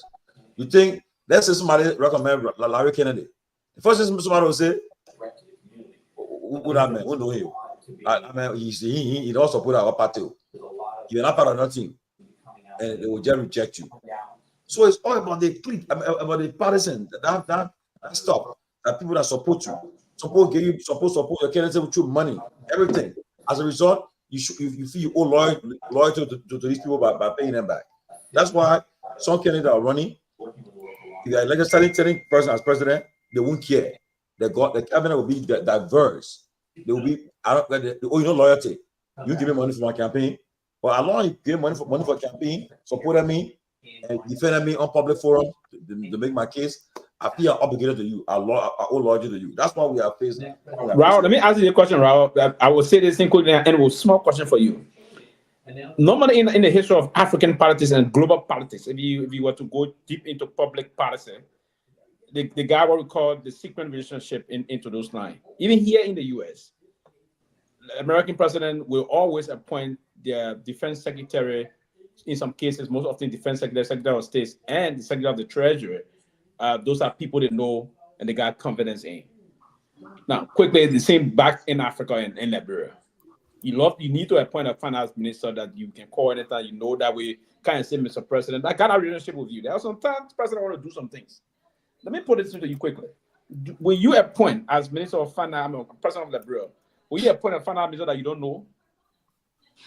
I think that, to your point, I think it's paramount that you have a relationship with the finance minister, right? I think it's very, very important. But the other point to that I also have to look at as president is appointing a finance minister, and also appointing a finance minister will deliver, which is important. Yeah, I think that we've got to go beyond just this clique of just knowing people, right? Mm-hmm. And being confident in them because they understand the lingo and the political language and things like that, and move beyond the point where we're saying, you know what, at this point, I will have to put politics aside.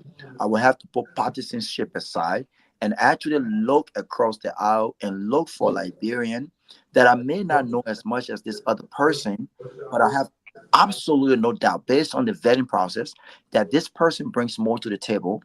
This person has the ability to drive my vision economically, and I'm going to sacrifice my closeness, my relationship, my political connection to something bigger than that, which is this person right here will bring. And look, you know what? Sometimes it's important to appoint people we don't know, because people we don't know also challenges us to get outside of our comfort zone and challenges us to do more than what we do.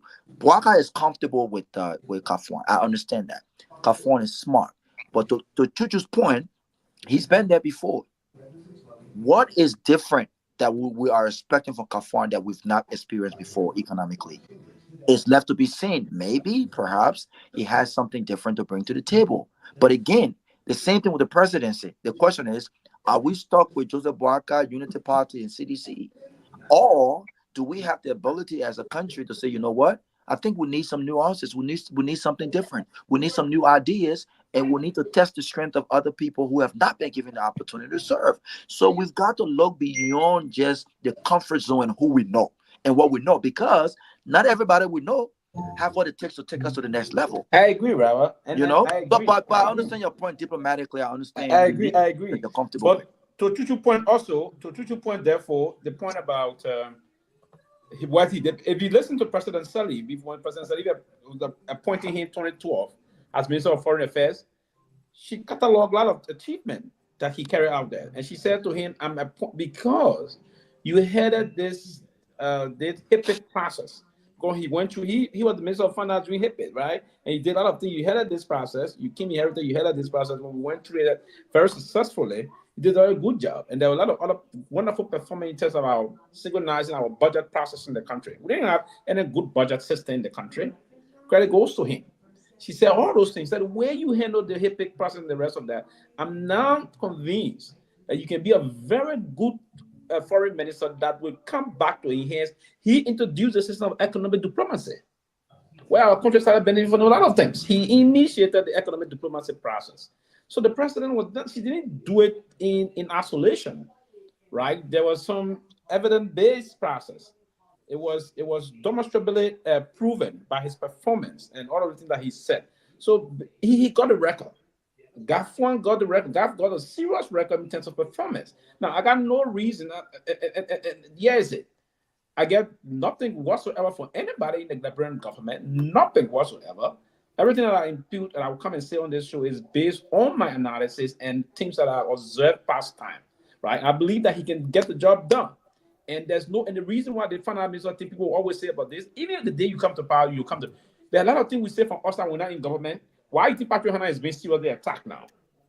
Because they came out and said, oh, he was very loud on other government officials. They're doing the thing that he said we made it there. If he came on the matter of change, he shouldn't have taken that thing. So that thing we don't know about government, we just say from the outside, when we get into it, trust me, it will change. Now, the reason why people want to be confident with the finance minister, for instance, the president will call the minister of finance, Mr. Minister, and this is a hard route I have. Mr. Minister, is there a way that we can find something like 300,000 to do certain projects somewhere out of things? It's all over in Africa. You have a society governance system. You need that minister to get your back as the finance. You need to have that minister to have your back. And that's the reason I asked the question, Rawa. And you answer it eloquently. The fact that you said it should be somebody you know versus the competent and qualification. And I do agree with that side. The person will have to be qualified and competent. And God meet all of the benchmark. The set criteria to hold the minister of finance. I thought he met them all the time. That's why I said to you, you're going to go be part of the president. Okay. Can I just take a stab at this man's, commentary? Okay. Thank you very much. Again, Sylvester, for the 100th time, I'm not saying Garguah is not a smart man. Okay? I'm not saying that he's not qualified for any position or he wasn't qualified to become finance minister in the first place. Okay? Anybody who has some kind of background in finance, economics, accounting, with strong understanding of the subject matter can be finance minister. It's not a big deal. There are a lot of finance ministers in Liberia. You go all the way back to Nyenwolo Shaw. They were not brilliant people, in my opinion, when I look at them, but just that they have more knowledge than most Irish, people in the country on finance.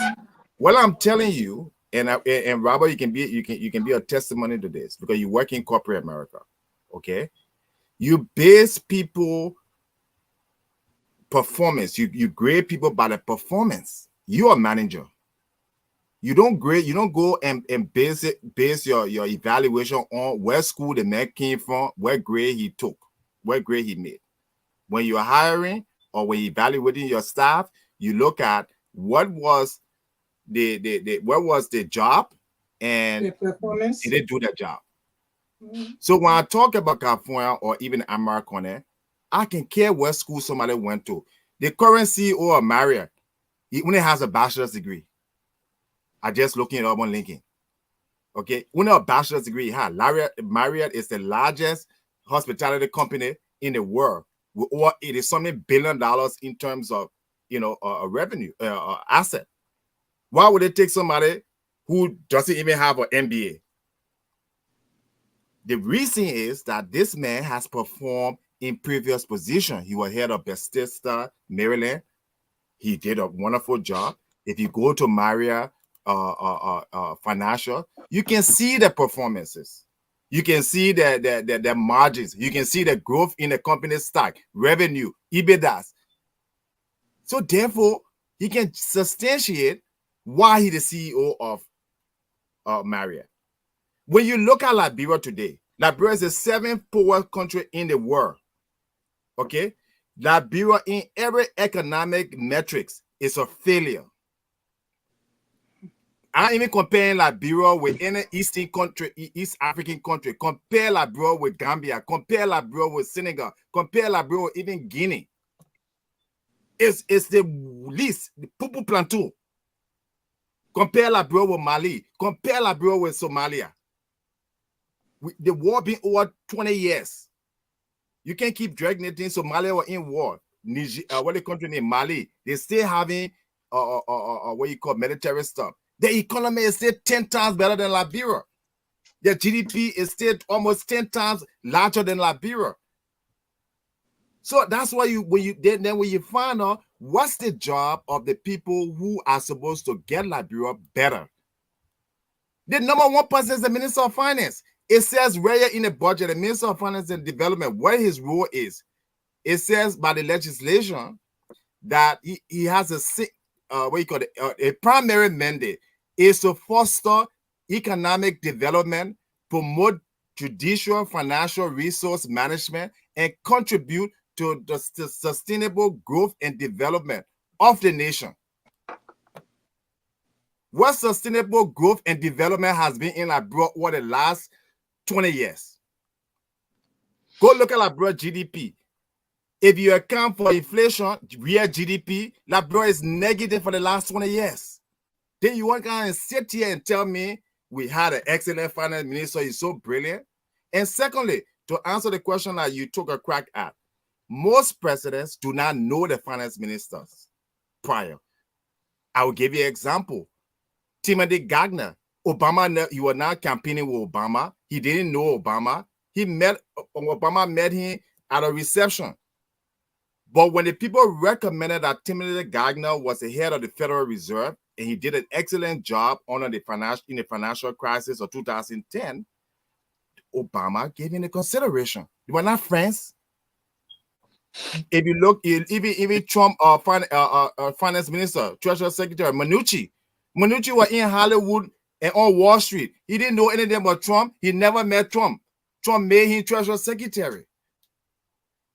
Yeah, where I question these people's intelligence. The same Garguah was campaigning for Joseph Boakai, telling the Liberian people that Joseph Boakai would be a good president, telling the Liberian people that Joseph Boakai would develop Liberia. How can I trust a man like that? You are finance minister. You know where the country economy is and the level of undevelopment in the country. Then you sit there and campaign for Joseph Boakai. Even if you are campaigning for Ellis Cummings, I'm going to say, okay, he understands, he got this, he could upset there. Does Joseph Boakai knows, anybody can tell me that Joseph Boakai really understands economic management?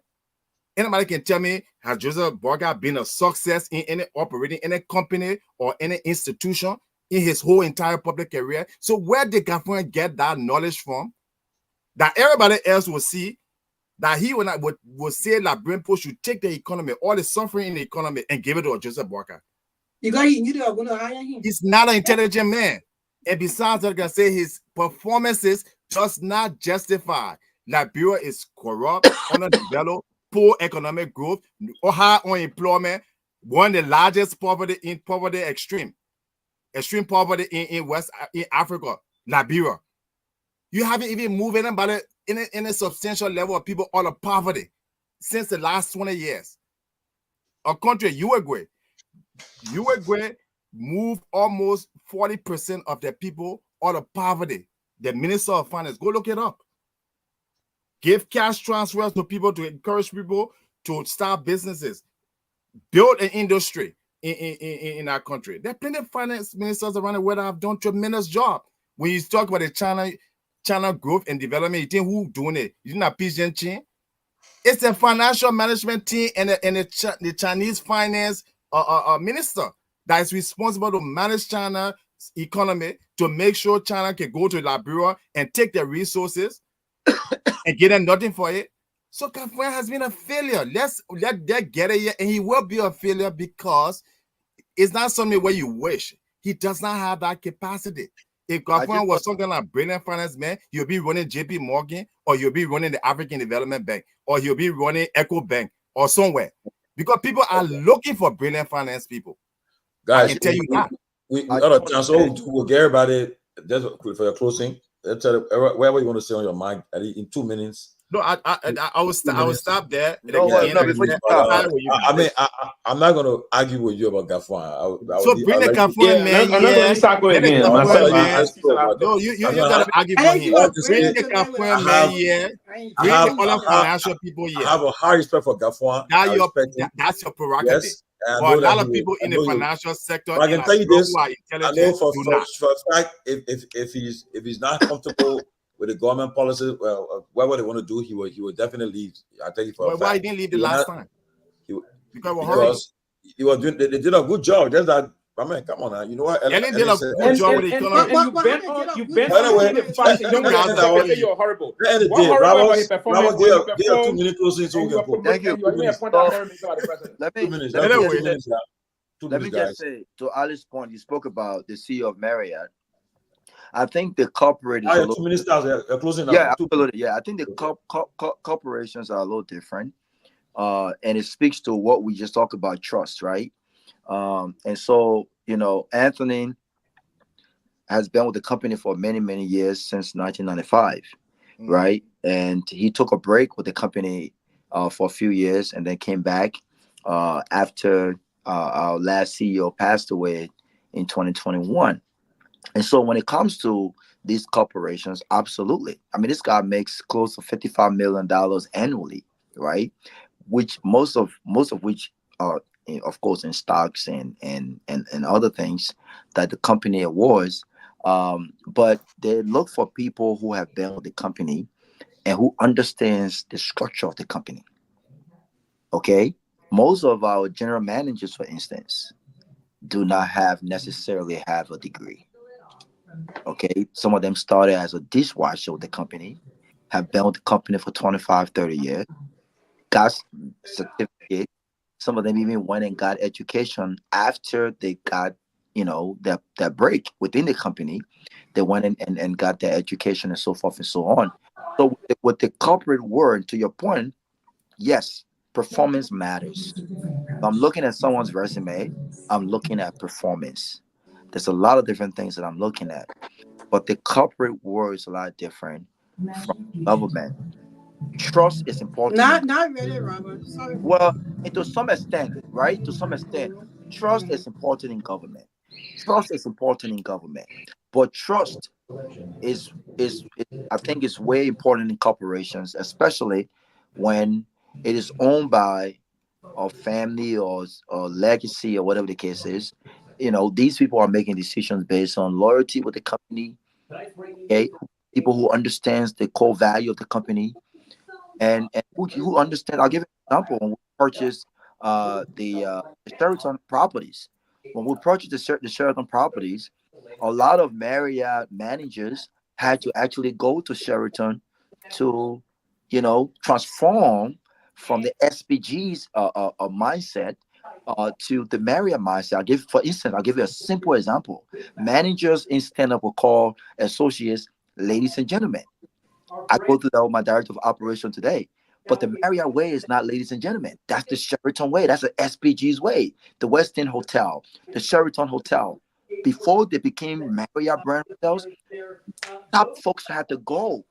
People who train managers, like myself, brand ambassador, we had to go and transform that mindset. And so the trust is important in government. Competence is important. But trust, I think, from my opinion, is really looked at and loyalty with the company, because Marriott will never hire a CEO who have not been with the company for more than 5, 6 years, 10, 15, 20 years. Doesn't matter how your performance is. Doesn't matter what your education background is. Look for that. And so, but I think Liberia is in a whole different zone.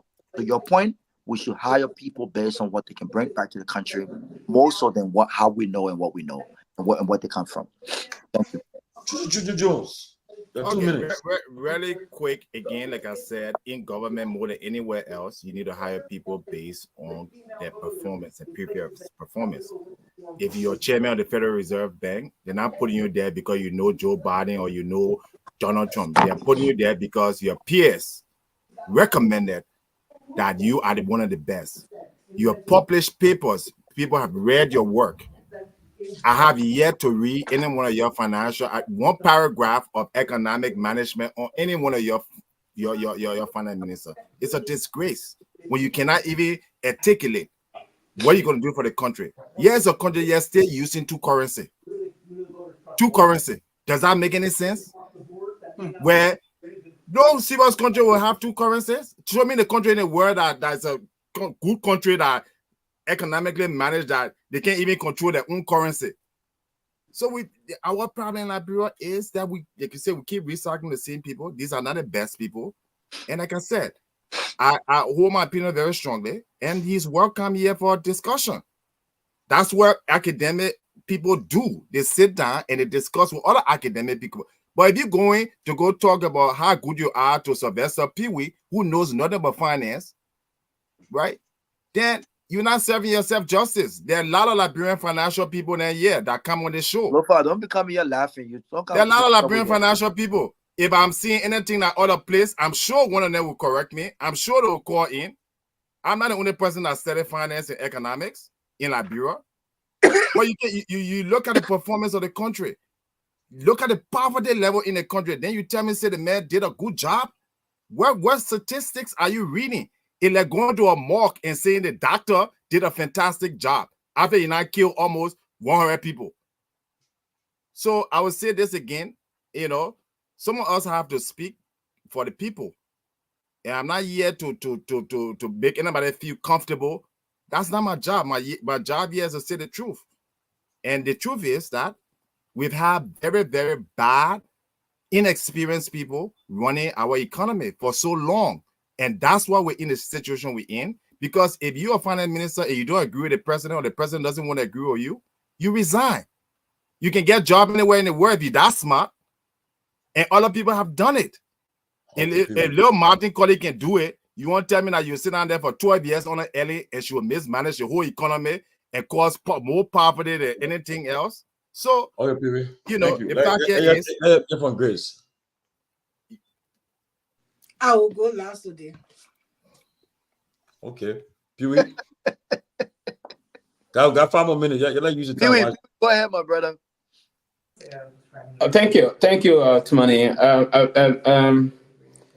Juju, let me say this process clearly to you, that this process about the governance issue is not the way we want to look at it in the sun. I'll agree. I don't know nothing about finance, but let me remind you quickly. There's a saying that says if you learn if you learn via apprenticeship, it's one of the best way of learning. I'm a certified apprentice financial person, right? So when I work with the General Auditing Commission, imagine a non-financial person can challenge a major financial person. They should expose you somehow. They should expose you. Right. It should expose you. Train in for that. Then I can come and challenge you. All of this should expose you. And I don't want to go deeper into the process. All of the basic training when I worked with the GSE or the training that I went to, it trained me to even discuss with you issue of finance. This should tell you you should buy me a beer. Honestly, I'll buy you a beer for this trade like right a man that learned via apprenticeship we can't challenge you. Because in my era, you would not even say that around me. Yeah. And so I just wanted to say this. But Robert, you said something very profound just now. To run government, to run corporations are two different huge situations here we talk about. In corporation, we're talking about certifying the corporate shareholder going straight by the book. In government process, that's a huge difference. Huge. Even in public policy, you learn that. In politics, so now you want to certify some post something, the president will come and veto it and say we'll do it away. But in corporation, you're not doing it that way. You know the rest of the story. It's huge. He's huge. So basically, sometimes we just have to sit and say, this is how we're going to do things. I want Paul saying, how they call him, Ellis Kume will be this and that thing. That whole could start here going to bring to governance? No. You're going to areas and the person no, I agree with that one. You had to study for a good president. You know that? Yeah, you know, so it's a different thing. So when you come to government, you have to adapt to government system everywhere in the world. So recently, how they call the woman, Kamala Harris. We have to back all of the fracking situation here in the US. She backed out. Why she did it? Because of politics. Yeah, very much. Right? She's talking about the national, the entire country. Like, but in the line, in corporate, you don't do that in major corporate institution and the rest of that. Okay, so basically, I would love to say it's a wonderful show, but again, we will always try to impact, and that's one of the reasons why we're trying to retire to Liberia. I'm encouraging my brother Lofa so he can join us, and Rawa also. We're trying to go back to the University of Liberia and help impact knowledge. That's what we intend to do now, my dear brother. At least I'm preparing to go back and we'll be teaching lecturing at the University of Liberia, where we want to impact knowledge back to the I help those students. Right? So, right? So impact knowledge. That's what we But Tomalin, do, why the right? fuck him so late? Why he's on the show? So, and the rest of that. But thank you guys. We have 5 minutes so that Lofa, when you get time to like Grace Town. Thank you, guys. Lofa, how you doing, man? But Grace, hey, Pewee, I'm doing good. Please close it. Good night, man. But Grace should be last, so y'all get Lofa 1 minute. No, I'm not time to talk. I'm not giving Lofa came late, so we're not expecting him here. So That's your problem. Go ahead, Mama. He can always go after me. I wanted to say that, Alex, you stressed some very salient points tonight, and that's why I gave you my time. And it's good for us to come here to talk to the Liberian people. That Liberia, the governance process is poor, very, very poor. People, even in government, the people hire according to your competence and also your performance and experience.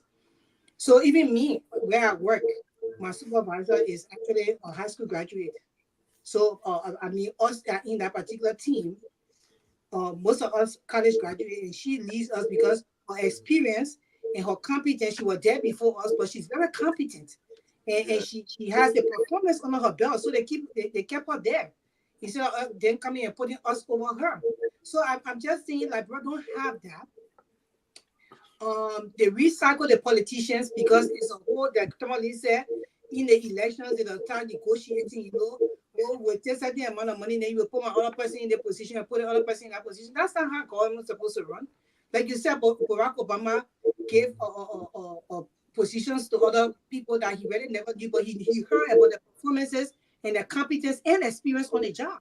So the country has been hijacked by these two political parties. When they get there, they put the people in because it's all a deal thing. They sit on the conference table and they bend the backs of the Liberian people and they play chess until Liberian people figure out how to get these two parties away from leadership and bring in a whole new group to change and also transform the country. The country is not going anywhere. And we will not stop talking, will not stop speaking, we speak to the last breath. And anybody who we see that able to take this country to the next level and get rid of these corrupt politicians, these rogues that sit in position and steal from the Liberian people that are child now on Sagabi and Nima County don't even have the privilege to go to school. While other people are dying trying to make sure that Liberians have the right facilities and stuff to be able to carry on their regular daily lives. They are in position stealing on a regular basis from the Liberian people. And people come on platforms to defend these people because they do these things. It's so sad that for us to go from platform to platform hearing some of these things, and our poor people sit there and just suffer. So I don't believe in Garguah being finance minister. I think he was there. I don't think he did anything. I don't see any performance that he did. His performance that excel and brought to the next level. All the things that they say he did is a regular thing. Anybody can do. It's basic to me. We need somebody that will come and do something substantial for the country to change the dynamics of that country and the system that is there that's supposed to work that they're not allowed to work. Thank you. I'll give him 2 minutes to Lofa. Lofa, give him 2 minutes. 2 minutes now. So, like, in short, the reason I came on was actually to address my brother Pewee, and in regards to what Alex was trying to push forward.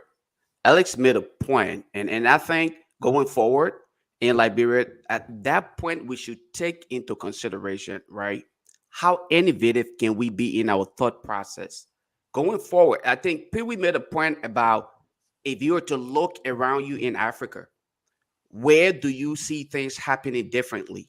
If we are to make similar comparison as to those countries in Africa that are developing, are we comfortable being where we are? We have consistently utilized the same methodology and we don't see ourselves progressing. Isn't it about time that we transform or think in a much more innovative manner to say, look, if we have utilized the same mechanism years after years, it's about time that we go back and hopefully think differently. This whole issue, in closing, Alex also made a point here. Your academics performance does not in any way insinuates your ability to perform in that subject matter. Okay, you could go to school and do brilliantly well, great academically, perform with the whole testing and all of those things. But when it comes to implementation, you could probably underperform. And I think this is the perspective from which Alex spoke when he said, no, considering his previous performance, I don't think the finance minister Garguah performed adequately to the extent that he should be considered for another opportunity to come again when there are potential candidates out there who could probably outperform him. But again, this is where we find ourselves, where we feel like we cannot move outside our box. We are so comfortable being where we are to the extent where we feel very uncomfortable stepping out. We don't want to look outside. And I can sit here today and name you several individuals who could probably outperform Garguah, Larry Kennedy, Gabriel Carter, and several other people. I can sit here, Emmerich Benson Nicole. I can continue to go. I can go on and on. But you know what? We are not comfortable getting out of our comfort zone. And for that reason, you leave your own man out, Alex Jones. Okay, he laughed. I'm not buying for that position. No. Guys, thanks.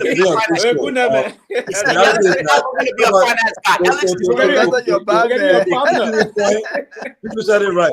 Lofa, good night. Politics. I'm not buying for that position, period.